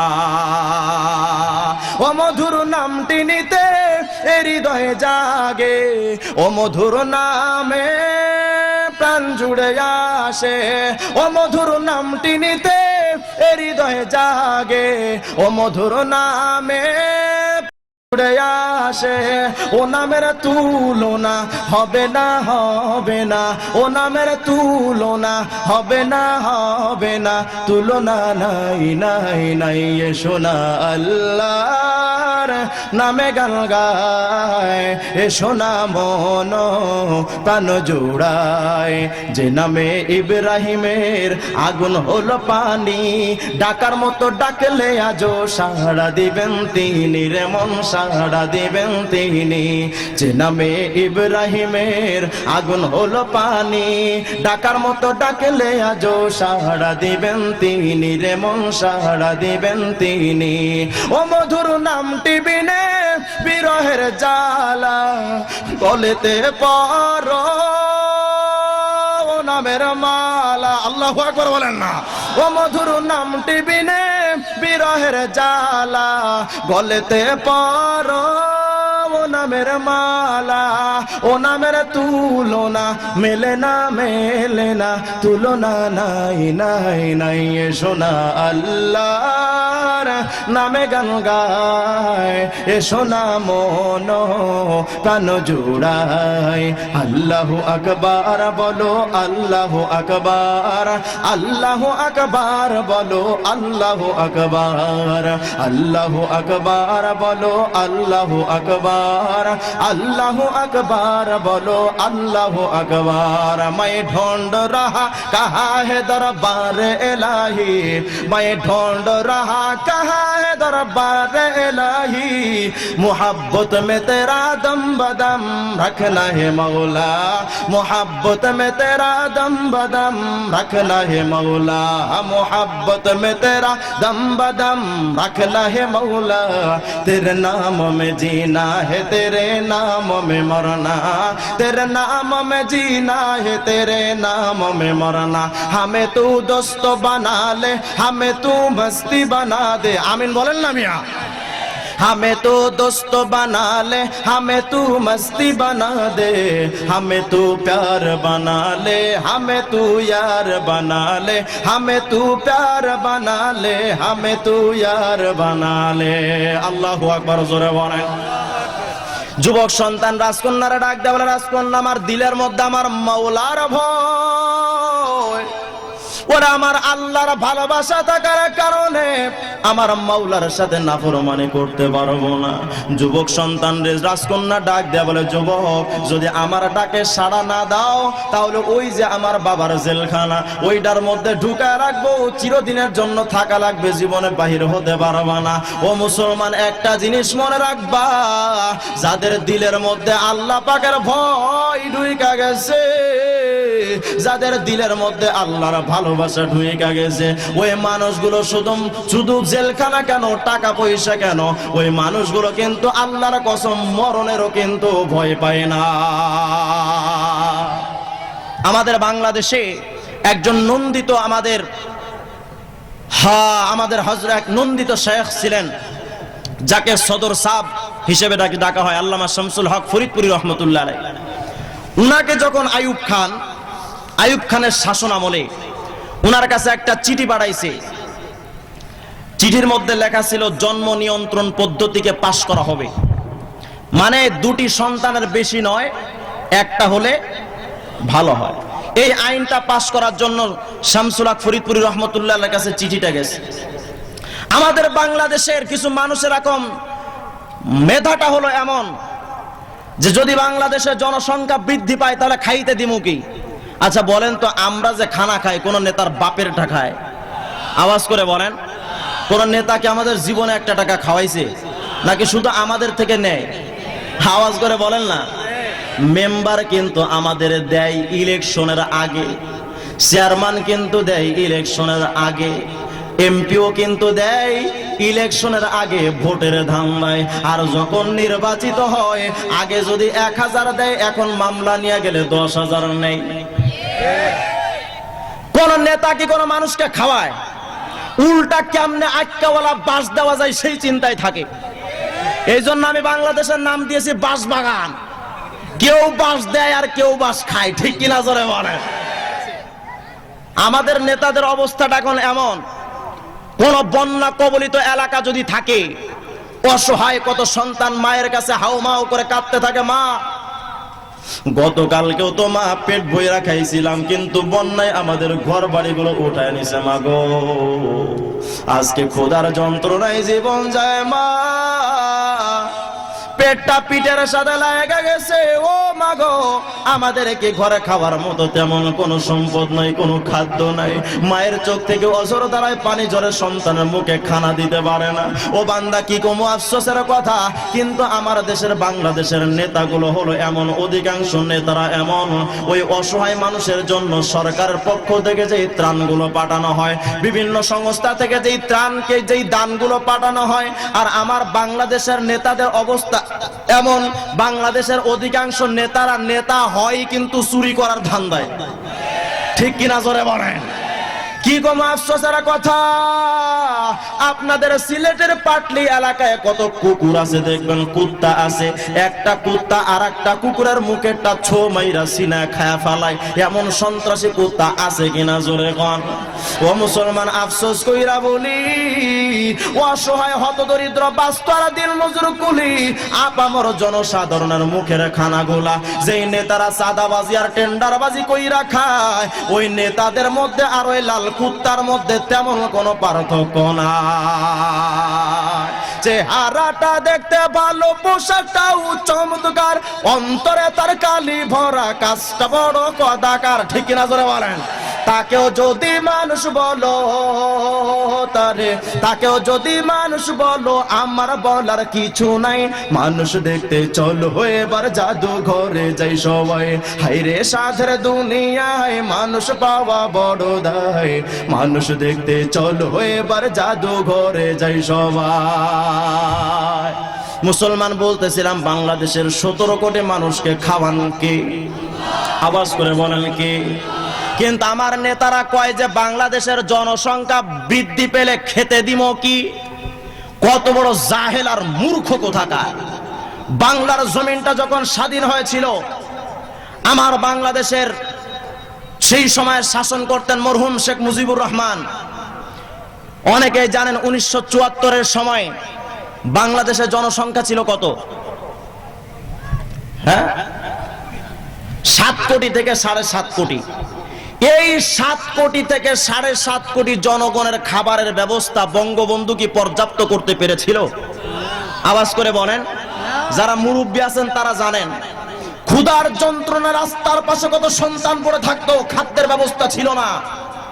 অথচ বাংলাদেশটা এই বিশাল রাষ্ট্র, বিশাল দেশ, এই বিশাল দেশের জমির ভিতর থেকে 7 থেকে 7.5 কোটি জনগণের খাদ্য পর্যাপ্ত আসলো না। কিন্তু আল্লাহ পাক এখন জনসংখ্যা বাড়ালেন 17 কোটি, মানে ডাবল। আগে ছিল 7.5 কোটি, এখনো 17 কোটি। আগের সময় এই বিশাল বাংলাদেশের 1 বিঘা সম্পত্তি, 1 বিঘা জমিতে ধান হতো 4 থেকে 5 মণ বা 6 মণ। কিন্তু এখন 1 বিঘা সম্পত্তি, 1 বিঘা জমিতে ধান কয় মণ হয়? হ্যাঁ, 20 থেকে 25 থেকে 30 মণ ধান হয়। তাহলে জনসংখ্যা বৃদ্ধি পেল দ্বিগুণ, আর খাদ্য বাড়লো 4 গুণ। খাদ্য দেওয়ার মালিক কে? আওয়াজ করে বলেন কে? রোহিঙ্গারা যদি বাংলার জমিনে আসতো, রোহিঙ্গাদের রিজিকের জিম্মাদারি ছিল কার কাছে? ও মুসলমান, ভালো কইরা বলি রে বান্দা, আফসোস কইরা বলি, যখন আইয়ুব খান একটা আইন পাশ করার জন্য দিছে, শামসুল হক ফরিদপুরি এই জায়গায় একটা স্বাক্ষর কইরা দাও, আইনটা পাশ হবে। বেশ কিছু টাকা পয়সা দিয়া শামসুল হক ফরিদপুরি রহমতুল্লাহর কাছে চিঠিটা পাঠাইছে, এইখানে একটু শামসুল হক ফরিদপুরের স্বাক্ষর দরকার। মন্ত্রী এমপিরা যখন কাগজটা আইনা শামসুল হক ফরিদপুরি রহমতুল্লাহর কাছে দিছে, আর টাকার বান্ডেল গুলো যখন দিছে, শামসুল হক ফরিদপুরি রহমতুল্লাহ দ্ব্যর্থহীন কণ্ঠে বলে দিয়েছিলেন, ও ভাই, টাকা দিয়া গরু ছাগল কেনা যায়, কিন্তু টাকা দিয়া আল্লাহ পাকের গোলামদেরকে কেনা যায় না। ঠিক কিনা জোরে বলেন? অতএব একটা জিনিস মনে রাখবেন, রক্ত চক্ষু দিয়া, জেলখানার ভয় দিয়া, ফাঁসির কাস্টে ঢুকানোর ভয় দেখিয়ে, মানুষের জীবনটা নষ্ট করার ভয় দেখিয়ে দুনিয়ার কাপুরুষদেরকে তোমার হাতে নিতে পারবা, কিন্তু বাংলার জমিনের আহমদ শফী আর তার উত্তরসূরিদেরকে নিতে পারবা না। দুনিয়ার সবকিছু কেনা যাবে ভয় দেখিয়ে, তোমার রক্ত চক্ষুর আমরা মুসলমান ভয় পাই না, আমরা ভয় পাই কার? আওয়াজ করে বলেন কার? তোমার বাংলার জমিনে যেই বাংলার জমিনের রিমান্ড গুলো আছে, তোমার যদি কেউ রিমান্ডে নিয়ে নেয় বান্দা, ওরা তোমার রিমান্ড থেকে বাঁচানোর জন্য, তোমার বাবা আছে, তোমার সন্তান আছে, তোমার আত্মীয় স্বজন আছে, তারা কিন্তু রিমান্ড থেকে তোমার বাঁচানোর জন্য চেষ্টা করবে। কিন্তু মুসলমান একটা বার কি ভাইবা দেখছো, ওরে যখন তোমার অন্ধকার কবরে নেওয়া হবে, ওই অন্ধকার কবরে যখন ফেরেশতারা তোমার রিমান্ডে নিয়ে নিবে, ওই ফেরেশতারা যখন হাসরের ময়দানে তোমার ধাক্কা দিতে দিতে জাহান্নামে নিয়ে যাবে। বলো রে বান্দা, বলো, দুনিয়ায় আজকে যে মানুষগুলারে তুমি রিমান্ড থেকে বাঁচায় আনতেছো, কিয়ামতের ময়দানে বান্দা তোমার কে বাঁচাবে? আল্লাহ পাকের রিমান্ড থেকে। এই জন্য আল্লাহ পাক রব্বুল আলামিন বলেন, ওয়াল্লাযীনা আমানু আশাদ্দু হুব্বাল লিল্লাহ। ভালোবাসবেন কাকে? আওয়াজ করে বলেন না কাকে? তোমার হাসরের ময়দানে তোমার বাঁচানোর ক্ষমতা একমাত্র কার? আওয়াজ করে বলেন কার? ওরা কিয়ামতের ময়দানে তোমার কবরে, তোমার সর্বক্ষেত্রে তোমার মাওলা পাক কিন্তু তোমার বাঁচানোর মতো ক্ষমতা আছে। না রে বান্দা, হাসিনার ক্ষমতা নাই, খালেদার ক্ষমতা নাই, জাতীয় চাচা এরশাদের কিন্তু ক্ষমতা নাই। কিয়ামতের ময়দানে ইয়াউমা ইয়াফিরুল মারউ মিন আখি ওয়া উম্মিহি ওয়া আবি ওয়া সাহিবাতিহি ওয়া বানি লিকুল্লি ইমরিইম মিনহুম ইয়াউমা ইযিন শাআনু ইউগনি। কিয়ামতের দিন বাঁচানোর ক্ষমতা একমাত্র কিন্তু আল্লাহ পাক রব্বুল আলামিনের। মুসলমান ভাইরা, আমার যুবক সন্তান ডাক দেয়া বলে, রাজকন্যা, ওরে জেলখানার ভয় দেখাইয়া আজকে তোমার সাথে তুমি জিনা করাইতে পারবা না, কারণ তোমার জেলখানার চাইতে আমার মাওলা পাকের জেলখানার ভয় আমার দিলের মধ্যে বেশি। অতএব তোমার জেলখানায়, বাবার জেলখানায় যাইতে রাজি, কিন্তু আল্লাহ পাকের সাথে নাফরমানি করতে আমি রাজি না। তবে জেলখানায় যাওয়ার আগে একটা অনুরোধকে রাখবা, বলে কি? ও বান্দা, আজকে তোমার ক্ষমতা আছে, আহমদ শফীরে তেতুল হুজুর কইয়া তুমি গালি দিলা, আজকে তোমার ক্ষমতা আছে আলেম ওলামাদেরকে জঙ্গি কইয়া গালি দিলা। মুসলমান, আজকে তোমার ক্ষমতা আছে, তুমি আমাদেরকে বিশ্রী ভাষায় গালি দিলা, কিন্তু মনে রাখবা, ক্ষমতা থাকলে কিন্তু ক্ষমতা দেখানো ঠিক নয়। তুমি যেমন ক্ষমতার অধিপতি, সমস্ত ক্ষমতার একমাত্র মালিক বলেন তো কে? তোমার ঘরের তুমি বড় সন্তান, ছোট ভাইকে জমি ফাঁকি দিছো, বাবার জমি। তুমি বড় সন্তান, তোমার বোনের জমিটা ফাঁকি দিয়া নিজের নামে তোমার জমিগুলো বানায় নিছো। আজকে হয়তো তোমার দুনিয়াতে কেউ দেখতেছে না, কেউ আজকে হয়তো তোমার কাছ থেকে আদায় করতে পারে না, কিন্তু তোমার এই ক্ষমতা, ও বাবা, কখন থাকবে? সেই ক্ষমতা কোথায় থাকবে না বলো না? যখন তুমি মরণের পরে জমিনে পইরা থাকবা, আজকে তোমার ক্ষমতাগুলো কোথায়? আজকে তোমার শরীরে যদি একটা মশা মাছি পড়ে, ওরা আজকে কোন মানুষ যদি গালি দেয়, তুমি তাকে উল্টা 10টা গালি দিয়া দাও, কিন্তু যখন মরণের পরে পইরা থাকবা, তোমার গায়ে মশা পড়বে, মাছি পড়বে, কেউ তো তোমার ক্ষমতা নাই তো তালানোর। মুসলমান এই জন্য ক্ষমতা থাকলেই কিন্তু ক্ষমা তো দেখানো ঠিক নয়, কারণ সমস্ত ক্ষমতার মালিক কিন্তু উপরওয়ালা। যেই উপরওয়ালা তার ক্ষমতা দেখাইছে, নমরুদ কিন্তু দীর্ঘদিন পর্যন্ত কিন্তু তার অবাধ্যতা দেখাইলো। আল্লাহ পাক রব্বুল আলামিন কিন্তু ওয়ায়ামুদ্দুহুম ফি তুগয়ানিহিম ইয়ামাহুন। আল্লাহ পাক সূরা বাকারার মধ্যে বলেন, বান্দা নাফরমানদেরকে আমি সুযোগ দেই, তারা শুধু ঘোরাফেরা করে শুরু করে, কিন্তু বান্দা একটা জিনিস মনে রাখবি, ইন্না বাতশা রাব্বিকা লাশাদীদ। আল্লাহ পাকের ক্ষমতা যদি শুরু হয়ে যায়, আল্লাহ পাক কিন্তু নমরুদের মতো জুতা পিটা করা শুরু কইরা দেয়। ক্ষমতা থাকলেই কিন্তু ক্ষমতা দেখানো ঠিক নয়। নোয়াখালীর এক বেচারা বিয়া করছে, বিয়ের রাত্রে বাসর রাত্রে বউ কইতেছে, ওগো শুনলাম তোমার নাকি অনেক হেডম। হেডম বুঝেননি আপনারা? ক্ষমতা। শুনলাম তোমার নাকি অনেক হেডম। হ, ভীষণ হেডম আমার। কয় কি হেডম? আমি রাস্তার মধ্যে চলন্ত ট্রেন বন্ধ করে দিতে পারি। কয় সর্বনাশ, এই ক্ষমতা তো হাসিনা খালেদারও নাই, তুমি ওইটা পারো? হ, দেখবা নাকি? বাসর রাত্রে বউডার নিয়ে গেছে বিনোদনের জন্য রাস্তায়, ট্রেনের রাস্তায় নিয়ে দূর থেকে লাল পতাকা উড়াইছে।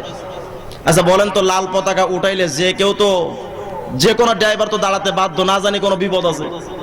বেচারা ড্রাইভার দূরের থেকে লক্ষ্য কইরা আস্তে করে ট্রেনটা থামাইছে। থামায়া যত যাত্রী ছিল, স্টাফ বৃন্দ ছিল, সমস্ত মানুষ নামছে। নাইমা বেচারার কাছে আইসা বলতেছে, ভাই একটু বলেন তো শুনে, কি এখানে বিপদটা একটু কম তো শুনে। না তেমন তো কোনো বিপদ না, আর বউ আর হেডম দেখতে চাইছিল, তাই হেডম দেখাইলাম। আরই মেজাজটা খারাপ হইব না কন? হাতাটা গুছায় ড্রাইভারে 10 কেজি ওজনের ঘুষি একটা দিছে মায়ের, মুখটা বসকায় গেছে। মুখটার হাতাইতে বউর সামনে হাজির। বউ কয় কি হইলো এটা? কি হইলো মানে তুমি দেখলা না? ওই যে রাস্তায় ট্রেন বন্ধ করে দিছিলাম, তুমি দেখো নাই? হ, তা তো দেখলাম, পরে এটা কি হইলো? কয় কি আর হবে, আর হেডম আই দেয়ছি, হেতার হডম হেতাই দেয়ছি। এই জন্য ক্ষমতা থাকলেই কিন্তু ক্ষমতা দেখানো ঠিক নয়। আপনার আজকে ক্ষমতা আছে, আপনার এলাকার মানুষদেরকে আপনি জুলুম করতেছেন, অত্যাচার করতেছেন। আপনার ক্ষমতা আছে, শাপলা চত্বরে আলেম ওলামার বুকে গুলি চালাইতেছেন। আপনার ক্ষমতা আছে, মুফতি এজাহারকে আজকে জেলখানায় ঢুকাইতেছেন। কিন্তু আল্লাহর কসম, আল্লাহর ক্ষমতা যদি শুরু হয়ে যায়, নমরুদকে যেমন আল্লাহ জুতা পিটা করছে, ফিরাউনকে যেমন আল্লাহ মমি বানায় রাখছে, জর্জ ডব্লিউ বুশকে যেমন জুতা পিটা করছে, তোমার আমার মতো মানুষকে আল্লাহ পাক নাস্তানাবুদ করতে আল্লাহর সেকেন্ড লাগে না। ঠিক কিনা জোরে বলেন? এই জন্য ক্ষমতা থাকলেই ক্ষমতা দেখানো ঠিক না। যুবক সন্তান ডাক দেয়, বলে রাজকন্যা তোমার বাবার জেলখানায় যাইতে রাজি, কিন্তু আল্লাহ পাকের সাথে আমি নাফরমানি করতে পারবো না রে রাজকন্যা। কিন্তু রাজকন্যা তোমার কাছে আমার একটু দাবি, তোমার বাবার জেলখানায় ঢোকার আগে আমার একটু সুযোগ কি দিবা? বলে কি সুযোগ? তোমার বাবার জেলখানায় যাওয়ার আগে আমার বাথরুমে একটু যাবার সুযোগ দাও, বাথরুমের থেকে একটু পরিষ্কার পরিচ্ছন্ন হয়ে আসি। রাজকন্যা বলেন, না রে যুবক না, তোমাকে এই সুযোগটা যদি দেওয়া হয়, তোমার এই সুযোগের কারণে রাজকন্যা তুমি এই সুযোগ পাইয়া, ও যুবক এই সুযোগটা পাইয়া শরীরের মধ্যে ময়লা লাগায় নিয়ে আসবা, তখন আমার রুচিটা নষ্ট হবে। শায়াদকে আল্লামা গাজালি রহমতুল্লাহ আলাইহি যখন মাদ্রাসায় রাস্তা দিয়ে হেঁটে যাইতেন, প্রত্যেকদিন একটা মেয়ে হযরতে গাজালি রহমতুল্লাহ আলাইহিকে ইফটিজিং করতো, ডিস্টার্ব করতো। মেয়েটা একদিন ডাক দেয়া, বলে যুবক একটু ঘরের ভিতরে আসো তো দেখি। ঘরের মধ্যে যুবকটারা ঢুকাইয়া মেয়েটা এখন ডাক দেয়া, বলে ও যুবক, আমি চাচ্ছি আমার সাথে তুমি জিনা করো। বলে না, হবে না, আমি তোমার সাথে জিনা করতে পারবো না, আমি তো মাদ্রাসার ছাত্র, আমি তো আল্লাহ পাকের গোলাম, আল্লাহ পাকের গোলামি করার জন্য তোমার এই ডাকে আমি সাড়া দিতে পারবো না, তবে তোমার বাথরুমে একটু যাওয়ার সুযোগ দাও। আল্লামা গাজেল রহমতুল্লাহ বাথরুমের মধ্যে ঢুইকা ইচ্ছা মতো শরীরের মধ্যে ময়লা লাগাইছেন, পায়খানা লাগাইছেন।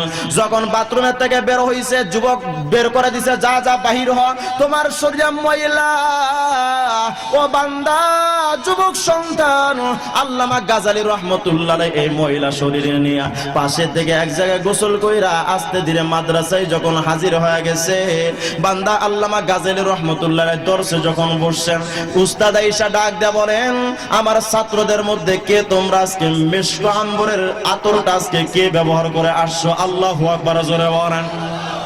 কোন ছাত্র খুঁজা পাওয়া যায় না কে এমন দামি আতর পরছে, কোন ছাত্র খুঁজা পাওয়া যায় না। আল্লামা গাজালি রাহমাতুল্লাহ আলাইহি বলেন, আমার তখন সন্দেহ হইতেছিল, না জানি আমার উস্তাদ আমার ইয়া ঠাট্টা করে কিনা, আমার শরীর থেকে না জানি ময়লার দুর্গন্ধ বের হওয়ার কারণে আমার উস্তাদ না জানি আমার সাথে ঠাট্টা করতেছে কিনা। আস্তে ধীরে যখন খবর পাইছে গাজালি রাহমাতুল্লাহ আলাইহির শরীর থেকে ঘ্রাণ আসতেছে, জিজ্ঞাসা করেছেন, গাজালি তোমার এই ঘ্রাণটা কোথা থেকে পাইলা? আল্লামা গাজালি বলেন, উস্তাদ জি, ওরা আমার শরীরের মধ্যে এটা মিশক আম্বরের ঘ্রাণ নয়, আমার শরীরের মধ্যে তো আমি পায়খানা লাগাইছিলাম। কিন্তু উস্তাদ যে বুকের সাথে জড়াইয়া ডাক দেয়া বলেন, রে গাজালি,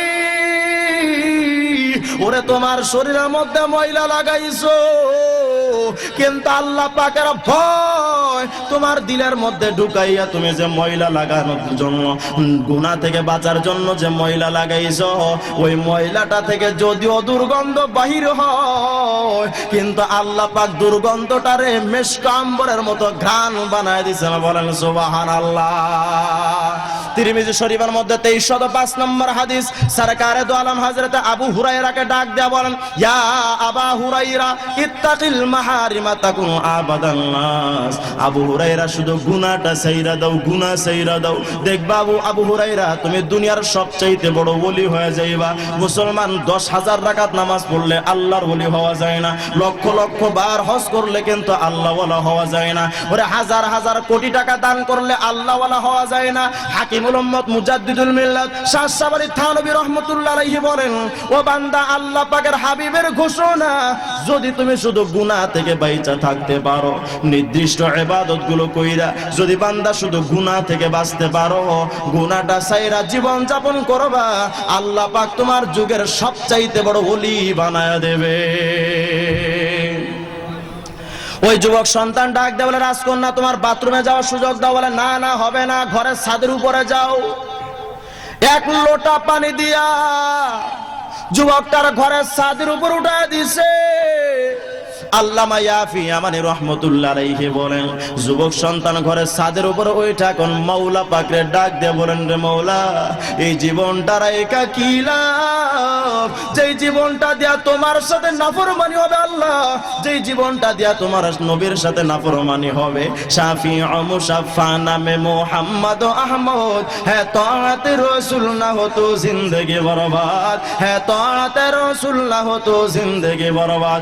আল্লাহ এমন জীবন রাখা কি লাভ, যে জীবনটা নিয়ে তোমার নবীর সাথে নাফরমানি হবে, তোমার সাথে নাফরমানি হবে। আল্লাহ এমন জীবন তো রাইকা কোনো লাভ নাই। আল্লাহ এর চাইতে তো আমার মরণই ভালো। ও মুসলমান বন্ধু, যুবক সন্তান রে, বর্তমান সময়ে বাংলাদেশের মধ্যে কিছু পীর আছে, কিছু মুরিদ এখন বাংলার জমিনে জন্মাইছে, তাদের নতুন নতুন কিছু ইবাদত তারা বাহির করেছে, কিছু ইবাদত, নতুন নতুন ইবাদত। বলে হুজুর সে ইবাদত গুলো কি? একটা ইবাদত বের হয়েছে নূর সাধনা। নূর সাধনা জানেননি আপনারা? এটা নূর সাধনা নামক ইবাদতের কথা শুনছেন আপনারা? নূর সাধনাটা হলো এই যে পীরের কাছে যে মহিলারা বায়াত হয়, পীরের কাছে যে মহিলারা গিয়ে পীরের হাতে হাত দিয়া যে বায়াত হয়, এই বায়াত হওয়ার পরে এই পীর অথবা এই পীরের ঊর্ধ্বতন খলিফা যারা, উঁচু পর্যায়ের মুরিদ যারা, এদের সাথে এক বিশেষ কাম করা লাগে মহিলাদের। কামটার ধরন হলো এমন, অন্ধকার ঘরে হয়তো পীর থাকবে অথবা তার ঊর্ধ্বতন কোনো খলিফা থাকবে, ওই একলা নিরালা ঘরের ভিতরে এই মহিলাও যাবে। যাওয়ার পরে কি হবে তো বুঝেন, হওয়ার পরে বিশেষ কাম হওয়ার পরে লজ্জা করে লাভ নাই, জাতিরে সতর্ক করার জন্য জরুরি বলা দরকার। ওই ঘরের মধ্যে ঢুকায়া নারী পুরুষের মধ্যে মেলামেশাটা হওয়ার পরে যে পানিটা বের হবে, এই পানিটা যদি মহিলা খায় তাহলে তার নাকি আল্লাহর জান্নাত ওয়াজিব হয়ে যায়। এটাকে বলা হয় নূর সাধনা। আচ্ছা বলেন তো, আল্লাহ পাকের হাবিব বললেন গুনাহ ছেড়ে দিলে তুমি ওলি হইবা। তাহলে গুনাহ যদি কেউ করে ওটা কি ওলি হয়? আওয়াজ করে বলেন। তাহলে এই পীরের কাছে আপনি যান কেন? অনেক মানুষ আছে পীরের কাছে গিয়া কয় বাবা একটা সন্তান দেও রে বাবা, খবর নিয়ে দেখা গেল বাবারই সন্তান ছিল না। ঠিক কিনা জোরে কয়? বাবার কাছে গিয়া সন্তান চাই, সন্তান হয় না। অথচ বাংলাদেশে কুকুর যেগুলো আছে, কুত্তা, এক একটা কুত্তার হালি হালি বৎসরের সন্তান হয়। ওই কুত্তা কোন বাবার কাছে সন্তান চাইছে কম?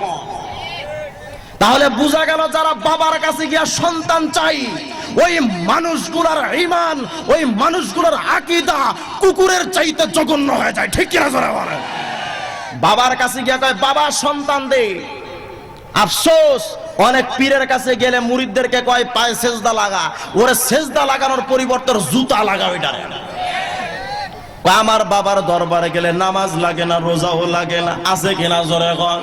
মানে ওই বাবার কাছে গেলে মুরিদের জান্নাতও লাগবে না। পৃথিবীর সর্বশ্রেষ্ঠ পীর হলো মুহাম্মদ রাসূলুল্লাহ, সর্বশ্রেষ্ঠ মুরিদ আবু বকর সিদ্দিক। সর্বশ্রেষ্ঠ পীরের কাছে সর্বশ্রেষ্ঠ মুরিদ আবু বকর সিদ্দিক কি কোনদিন নামাজ ছাইরা দিয়েছেন? আওয়াজ করে বলেন না। কোনদিন কে মঈনুদ্দিন চিশতিরে তুমি কেমন ভালোবাসো? ওরে মঈনুদ্দিন চিশতিরে আমি রিজওয়ান রফিকে এত ভালোবাসি বান্দা, যদি মঈনুদ্দিন চিশতিরে এই জামানায় পাইতাম, আল্লাহ পাকের আশিকের রাসূল, খাঁটি একজন সাচ্চা আশিকের রাসূল মঈনুদ্দিন চিশতিরে যদি এই জামানায় যদি পাইতাম, তার জুতাটা সারা জীবন আমার বুকের মধ্যে নিয়ে বহন করতাম। এমন মঈনুদ্দিন চিশতির নাম দইরা আজকে খাজার নামে যারা গাঞ্জা টানতেছ, ও বান্দা বলো না রে বান্দা বলো না, মঈনুদ্দিন চিশতি জীবনে কি গাঞ্জা টানছে? মঈনুদ্দিন চিশতি জীবনে কি একটা ওয়াক্ত নামাজ ছাইরা দিছে? মঈনুদ্দিন চিশতি কোনদিন কি নাইসা নাইসা গান গাইছে? তুমি আজকে বান্দা যে মঈনুদ্দিন চিশতির মুরিদ দাবি কইরা, আজকে মঈনুদ্দিন চিশতির ভক্ত দাবি কইরা, আজকে যে তুমি নামাজ ছাইরা গান বাজনার গাঞ্জার মধ্যে লাগা গেছো, আমাদের বুঝতে বাকি নাই তোরা মঈনুদ্দিন চিশতির নামে টাটকা বাটপারের বাচ্চা। শাহজালাল ইয়ামানের ভক্ত দাবি করে। শাহজালাল ইয়ামানি হুজুর হুজুর শাহজালাল ইয়ামানের ভক্ত, গায়ের মধ্যে লাল শালু লাগায় নিয়ে এইবার মাথায় আর দাড়িতে জম্মের মতো জট লাগা, পুরা এক একটা ইবলিসের বাচ্চার মতো দেখা যায়। ঠিক কিনা জোরে বলে? নামাজের ধারে নাই, এক ওয়াক্ত নামাজের ধারে নাই। তো আমি শাহজালালের ভক্ত বাটপার। শাহজালাল ইয়ামানির জীবনে একটা ওয়াক্ত নামাজ ছাড়ছে। শাহজালাল ইয়ামানি জীবনে মানুষের কোনদিন ক্ষতি করছে? শাহজালাল ইয়ামানির কি গায়ে মুখে আর দাড়িতে কি জট ছিল? তুই জট লাগাই দিকে। আমরা তো জানি জিনের রোগী যারা হয়, জিনের রোগী হয় না আপনাদের দিকে? কোন মহিলার মধ্যে জিন যদি আক্রমণ করে তো দেখবেন ওই মহিলার মাথার মধ্যে জট হয়। জট চিনেন তো আপনারা? আপনাদের কারখানা তো সিলেটে, কারখানায় তো এটা। মহিলার যার জিনে ধরছে তার মাথায় জট, তোর কোন জিনে ধরছে? তো দাড়িতেও জটকা। ঠিক কিনা জোরে কর? কি কোমরে ভাই, ইমানটা কত নষ্ট আমাদের। মাঝে খুলনা যাচ্ছে এক মাহফিলে, এক বেচারা দেখি ফেরির মধ্যে অষ্ট ধাতুর আংটি বিক্রি করতেছে। কয় ধাতু? অষ্ট ধাতুর আংটি। আসলে আংটি তো বিক্রি করে না, করে চাপা। কয় দাদা ভাই একটা আংটি যদি আপনার হাতে রাখেন আপনার পরিবারের মধ্যে শান্তি আইব। একটা আংটি যদি আপনার হাতে রাখেন তাহলে আপনার বউ আপনার আর ছ্যাক দেবে না। একটা আংটি যদি আপনি রাখেন আপনি নির্বাচনে জয়যুক্ত হবেন, এটা হবেন সেটা হবেন, আপনার বাথরুম ক্লিয়ার হবে, মাজাই ব্যথা কোমরের ব্যথা ইচ্ছা মতো সব ঠিক হয়ে যাবে। আমি মনে মনে বলি বাপরে বাপ, এত ফজিলত একটা আংটির মধ্যে। কিছুক্ষণ পরে কইতেছে দাদা ভাই একটা আংটি যদি আপনি রাখেন আপনার ভাগ্য পরিবর্তন হবে।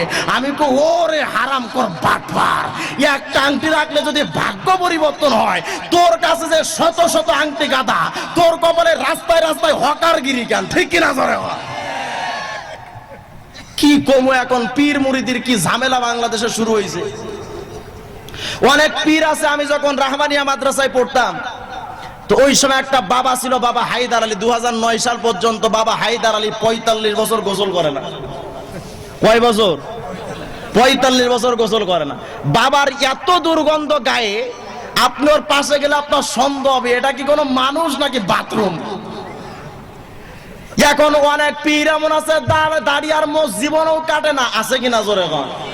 ও বান্দা ওই পীরের কাছে যাইবা আর রবীন্দ্রনাথ ঠাকুরের চেহারাটা নিয়ে যাইবা, রবীন্দ্রনাথের দিকে একবার তাকাইবা আর তোমার বাবার দিকে একবার তাকাইবা, কোনো পার্থক্য নাই, কোনো পার্থক্য নাই, কারণ দুইটাই আল্লাহর জাহান্নামের মেহমান। যেমন পীরের দরবারে কিছু মুরিদ হইয়া স্টেজে বসে আবার গান গায়, আয় হায় হায়। আমি এক পীরের মুরিদের একটা ভিডিও দেখলাম, ওই পীর সাহেবের আকীদা হলো, একদিন ওই পীর সাহেবের একটা ভিডিও দেখলাম, পীর সাহেব হলো মানিকগঞ্জের পীর সাহেব, রাগ করেন না, রাগ করলে লাভ নাই, আপনি মনে করেন না যে আপনি রাগ হলে বন্ধ করে দিব, এ চিন্তা করেন না। মানিকগঞ্জের পীর সাহেবের এক ভিডিওতে দেখলাম, মানিকগঞ্জের পীর সাহেব বলতে চাচ্ছেন যে আল্লাহ বান্দারে বিপদে ফেলাইছে, আল্লাহ বান্দারে কি করছে, বিপদে ফেলাইছে। আর একবার বলতেছে আল্লাহ বান্দার কাছে খাইছে বা ধরা। নাউজুবিল্লাহ কইবেন না। এমন একটা হারামজাদা পীররে পাশে বসায়া মুরিদ একটা গান গাইতেছে, কেরামান কাতিবিন রোজ হাসরের দিন, কেরামান কাতিবিন রোজ হাসরের দিন, আল্লাহর কাছে যদি করে অভিযোগ আমি বলবো দুনিয়ায় ছিলাম মানিকগঞ্জের লোক। হইল নি? আচ্ছা বলেন তো, কিয়ামতের ময়দানে মানিকগঞ্জের বাবার কথা কইলে উপায় থাকবে? এই কথা বলার কি সুযোগ থাকবে? আল্লাহ পাক সূরা নাবার মধ্যে 38 নম্বর আয়াতের মধ্যে বলেন, ইয়াউমা ইয়াকুমুর রূহু ওয়াল মালাইকাতু সাফফান লা ইয়াতাকাল্লামুনা ইল্লা মান আযিনা লাহুর রহমানু ওয়া ক্বালা সাওয়াবা। ওরে কিয়ামতের ময়দানে কোনো নবী না, কোনো রাসূল না, কোনো গাউস না, কোনো কুতুব না, তোমার শাহজালাল বাবা না, তোমার মানিকগঞ্জের বাবা না, কোনো নবী না, কোনো রাসূল না, কোনো মানুষ না, কোনো পীর না, কোনো আলেম, কোনো বুজুর্গ, কোনো মুফতি, মুহাদ্দিস, মুহাক্কিক, মুদাক্কিক, মুআররিখ, ওরে দুনিয়ার কোনো মানুষ কিন্তু আল্লাহ পাকের কাছে অনুমতি ছাড়া খোদ ফেরেশতা জিবরিল আমিন পর্যন্ত আল্লাহর সামনে কথা বলার সুযোগ পাবে না। এই সময় যদি তোমার মানিকগঞ্জের বাবার কথা কইতে যাও, তোমার জুতার বাড়ি ছাড়া কোনো উপায় না। এই জন্য আমি বানাইছি এটার লয়ে একটা, কেরামান কাতিবিন পাইবে যে দিন, কেরামান কাতিবিন পাইবে যে দিন, তোরা যারা হারে মানিকগঞ্জের লোক তোরে জুতা মাইরা কইব জাহান্নামে ঢো। গানটা যদি এমন হইতো, কেরামান কাতিবিন রোজ হাসরের দিন, কেরামান কাতিবিন রোজ হাসরের দিন, আল্লাহর কাছে যদি করে অভিযোগ আমি বলবো দুনিয়ায় ছিলাম মুহাম্মদের লোক। रोज़े महशर में जब हमें ले लेके जाएगा, मैं रो रो के कह देगा कि हम उम्मत हो मुहम्मद का। साहिल से लगेगा कभी मेरा भी सफीना, साहिल से लगेगा कभी मेरा भी सफीना, देखेंगे कभी शौक से मक्का व मदीना, देखेंगे कभी शौक से मक्का व मदीना। गर सुन्नत नबवी की करे पैरवी उम्मत, गर सुन्नत नबवी की करे पैरवी उम्मत, तूफान से निकल जाएगा फिर उसका सफीना, तूफान से निकल जाएगा फिर उसका सफीना। মুসলমান ভাইরা আমার, ধর্ম নিয়ে এখন কত ব্যবসা জানি শুরু হয়েছে। বর্তমান সময়ে আর একটা দল বাইর হয়েছে, আহলে হাদিসের বাচ্চারা, আছে কিনা জোরে গান, লাম মাযহাবি। ওদেরকে জিজ্ঞেস করেন যে ভাই মাযহাব মানে কি? ভাই মাযহাব মানে ধর্ম। ভাই আপনি কি মাযহাবি নাকি লা মাযহাবি? ভাই আমি লা মাযহাবি। তাহলে মাযহাব মানে যদি ধর্ম হয়, তোমার লা মাযহাবি মানে তো কোনো ধর্ম নাই, তুমি নাস্তিকের বাচ্চা। ঠিক কি না জোরে গান? আমার এক বান্দা আমারে কইতেছে, হুজুর আমার একটা প্রশ্নের উত্তর দেন। আমি তাবলিগে একবার গিয়েছিলাম, আপনাদের গোলাপগঞ্জ আসছিলাম একবার চিল্লার জামাতে। আমার সাথে এক বেচারা ছিল, ওই বেচারা মূলত আহলে হাদিস কিন্তু তাবলিগে আসছে, আল্লাহ হেদায়েত দিছে। তাবলিগ জামাতে এসে আমার জিজ্ঞেস করে, হুজুর আপনি কি হানাফি না মুহাম্মদি? আচ্ছা বলেন তো, এই মাইনকার জিবার কোন প্রশ্নের উত্তর আছে? আমি যদি কই হানাফি, ও কইবা আপনি মুহাম্মদের উম্মত না। আবার যদি কই মুহাম্মদি, তখন কইবা আপনি হানাফি মাযহাব কই পাইছেন। এই প্রশ্নের উত্তরটা কি দিমু কোন? খুব চিন্তা করলাম হঠাৎ করে, আসলে আল্লাহ পাক আহলে হক বান্দাদের মাথার মধ্যে অনেক সময় কিছু বুদ্ধি দিয়ে দেন, কিছু উত্তর হাজির করে দেন, ওই উত্তরটাই আল্লাহ পাকের আহলে হক বান্দাদের জন্য মহাসম্বল হয়ে দাঁড়ায়। তা আমি বললাম, ভাই আমি হানাফি না মুহাম্মাদি তা তো জানি না, তবে আপনার কাছে আমার একটা প্রশ্ন, আপনি কি মানুষ নাকি পুরুষ? হুজুর এইটা আবার কি কইলেন? আমি বললাম, না আপনি বলেন আপনি কি মানুষ না পুরুষ? কজন আমি মানুষের মধ্যে পুরুষ। আরে হেডা আবার কেমনে সম্ভব? আপনি না একটু আগে কইলেন যে আমি হানাফি না মুহাম্মাদি, মানে আপনার প্রশ্নের উত্তর, মানে আপনার প্রশ্ন করার কারণ হলো যদি একই মানুষ হানাফি হয় তাহলে মুহাম্মাদি হয় কেমনে? তার মানে একই মানুষ দুই রকম যেহেতু হতে পারে না, তা আপনি পুরুষ হইলেন কেমনে, মানুষ হইলেন কেমনে? হুজুর এটা আপনারা বুঝেন না, এতটুকু কমন সেন্স আপনাদের নাই। হ ভাই আসলে তো বুদ্ধি শুদ্ধি কিছু নাই, কিন্তু আপনি বলেন না একটু কিভাবে আপনি মানুষ আর পুরুষ হইলেন? হুজুর একটা পুরুষের মধ্যে মানুষের সমস্ত আওসাফে মুতাওয়াসসাফ তো থাকে, সমস্ত গুণাবলীতে সে গুণাবলী তো থাকে। একটা পুরুষের মধ্যে মানুষের সব গুণ যেহেতু আছে, অতএব পুরুষটারা যেমন পুরুষও বলা যায় মানুষও বলা যায়। আমি বললাম, ভাই ওই উত্তর তো আমাদের, কারণ একটা মানুষ পুরুষের মধ্যে মানুষের সমস্ত গুণাগুণ থাকলে তারে যেমন পুরুষও বলা যায় মানুষও বলা যায়, ঠিক তেমনি হানাফিদের মধ্যে নবী মুহাম্মদের সমস্ত সুন্নাতগুলো মজমুআ হয়ে আছে, মুহাম্মদ আরবির সমস্ত সুন্নাতগুলো দিয়া একটা হানাফি মাযহাব তৈরি হয়েছে। আমাদের মাযহাবের ভিতরে কোন ধরনের গুণাগুণ নবী বিশ্ব নবী মুহাম্মদ আরবির বহির্ভূত না। অতএব একটা পুরুষের মধ্যে মানুষের সব গুণ থাকলে যেমন তারা মানুষও বলা যায় পুরুষও বলা যায়, হানাফিদের মধ্যে নবীর সমস্ত গুণাগুণ থাকলে আমাদেরকে হানাফি যেমন বলা যায় মুহাম্মদিও বলা যায়। ঠিকই না জোরে কর? এখন অনেকে কয় হুজুর মাযহাব মানাটা শিরক, মাযহাব মানাটা বেদাত, মাযহাব মানাটা কুফরি, মাযহাব মানে এটা হবে সেটা হবে, মাযহাব মানা যাবে না। আচ্ছা ভাই, যারা আহলে হাদিস করেন আপনাকে আঘাত করার জন্য বলছি না, আপনার পায়ের উপর হাত রেখে আমি রিজওয়ান রফিকে একটা আবেদন জানাচ্ছি, একটা প্রশ্ন করতেছি। যদি ইমাম বুখারীকে আপনি মানতে পারেন, ওই ইমাম বুখারী যেটা মানছেন সেটা আপনি মানেন না কেন? বলবেন হুজুর ইমাম বুখারী কি মানছেন? আপনি আহলে হাদিস করেন, আপনার আহলে হাদিসের যাকে গুরু মানেন, বিশেষ করে দুইটা মানুষকে গুরু মানা হয়, শাইখুল ইসলাম ইবনে তাইমিয়া রাহমাতুল্লাহ আলাইহি, আর একটা হলো আল্লামা নাসিরউদ্দিন আলবানী। এই আল্লামা নাসিরউদ্দিন আলবানীকে সবচাইতে বেশি তারা মান্য করে। এই আল্লামা নাসিরউদ্দিন আলবানী তার আস-সিলসিলাতুস সহিহা নামক কিতাবের ভেতরে 18 থেকে 200 পৃষ্ঠা পর্যন্ত এই বিষয় লম্বা আলোচনাটুকু কইরা দেখবেন, আপনার গুরু যাকে আপনি আপন ভাবছেন, যার কথা শুনে আপনি 8 রাকাত তারাবি পড়েন, যার কথা শুনে আপনি আজকে পীর মুরিদি থেকে দূরে সরেছেন, যার কথা শুনে আজকে আপনি পথভ্রষ্ট হয়েছেন, আপনার সেই নাসিরউদ্দিন আলবানী তার কিতাবের মধ্যে লিখছেন ইমাম বুখারী আর ইমাম মুসলিম শাফি মাযহাবের লোক ছিলেন। তাহলে মাযহাব মানাটা যদি শিরিক হয়, তাহলে ইমাম বুখারী ইমাম মুসলিম দুজন তো মুশরিক, নাউজুবিল্লাহ। তাহলে ইমাম বুখারী আর মুসলিম যদি মুশরিক হয়, তুমি সেই মুশরিকের কিতাব তুমি কেমনে পড়া আমল করো একটু বলো ভাই। বুঝার আছে অনেক কিছু বুঝার আছে। আল্লাহ পাক আমাদের সকলের ভেতরে বুঝ দান করেন, বলেন আমিন। আল্লাহ পাক আমাদের সকলের দিলের মধ্যে আল্লাহ পাক হেদায়েতের বাতি জ্বালায় দেন, আমিন বলেন। অনেকে কয় পীর মুরিদি শিরিক, পীর মুরিদি করা যাবে না, পীর মুরিদি করলে এটা হবে সেটা হবে। আরে ভাই, যারা আহলে হাদিস করতেছেন, আপনাদের এই আহলে হাদিসের প্রতিষ্ঠাতা আব্দুল হক বেনারসি, তিনি যখন বেনারসে যখন পাঞ্জাব থেকে পালিয়ে এসেছিলেন, যখন পাঞ্জাবে এসে তিনি অবস্থান নিয়েছিলেন, তখন আপনার গুরু আব্দুল হক বেনারসি নিজেকে দাবি করতেন তিনি সৈয়দ আহমদ শহীদ রহমতুল্লাহ এর মুরিদ এবং খলিফা। পীর মুরিদ যদি শিরিক হয়, তাহলে তোমার পীরও তো মুশরিক। আজকে অনেক মানুষ হানাফিদেরকে গালি দেয়, হানাফিদের বিয়ে শুদ্ধ না। আমাদের খুলনার এক বান্দা ছিল, আল্লাহ পাক নিয়ে গেছে, আল্লাহ দুনিয়াটার পবিত্র করছে। আব্দুর রউফ নামক একজন লোক ছিল, সে ডাইরেক্ট ঘোষণা দিত হানাফিদের বিয়ে শুদ্ধ হয় না। আচ্ছা, হানাফিদের বিয়ে যদি শুদ্ধ না হয়, তাহলে হানাফিদের ঘর থেকে যে কয়টা সন্তান জন্মগ্রহণ করবে, তার সবগুলো সন্তান তো হবে অবৈধ সন্তান, নাকি বলেন?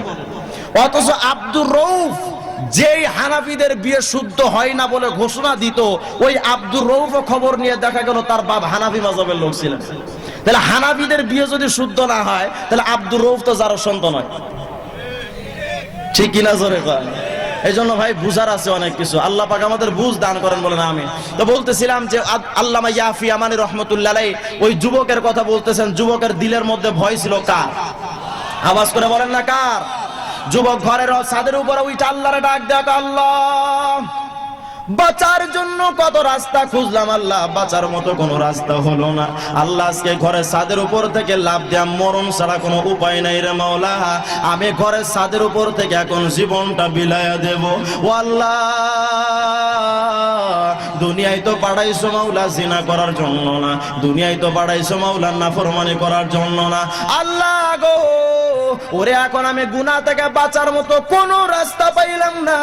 এখন ঘরের ছাদের উপর থেকে লাফ দিয়া রে মাওলা এখন আমার জীবনটা বিলীন করে দেব, কিন্তু মাওলা তোমার সাথে আমি নাফরমানি করতে পারবো না। আল্লামা ইয়াফি আমানি রহমাতুল্লাহ আলাইহি বলেন, যখন ওই যুবক ঘরের ছাদের উপর থেকে মরার জন্য যখন লাফ দিছে, আল্লাহ পাক উপর থেকে রহমতের ফিরিস্তা পাঠাইয়া ওই যুবকটার ঘরের ছাদের উপর থেকে লাফ দেওয়ার পরে আল্লাহ রহমতের ফিরিস্তারা কোলের মধ্যে উঠাইয়া আস্তে কইরা জমিনে নামায় দিছে। বলেন সুবহানাল্লাহ। এই জন্য দিলের মধ্যে সবক আজকের আলোচনা থেকে দুইটা।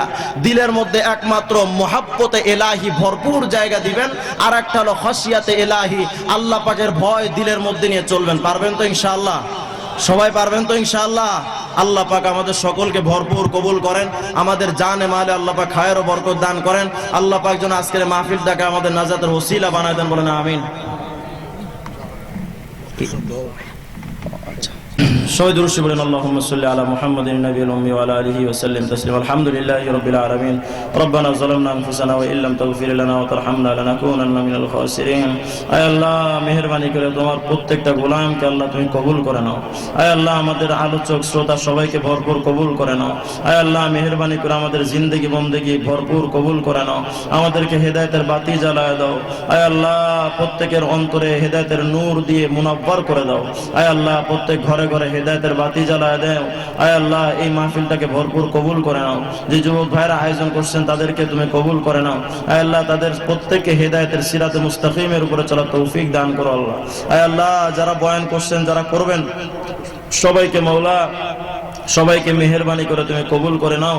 প্রত্যেকজন মহিলাকে পর্দানিশীন বানায় দাও, আমাদের সকলকে 5 ওয়াক্ত নামাজি বানায় দাও। সুবহান রাব্বিকা রাব্বিল ইজ্জাতি আম্মা ইয়াসিফুন, সালামুন আলাল মুরসালিন, আলহামদুলিল্লাহি রাব্বিল আলামিন। আসসালামু আলাইকুম ওয়া রাহমাতুল্লাহ। কাতিব মিডিয়া, সুস্থ বিনোদনের অনলাইন ঠিকানা।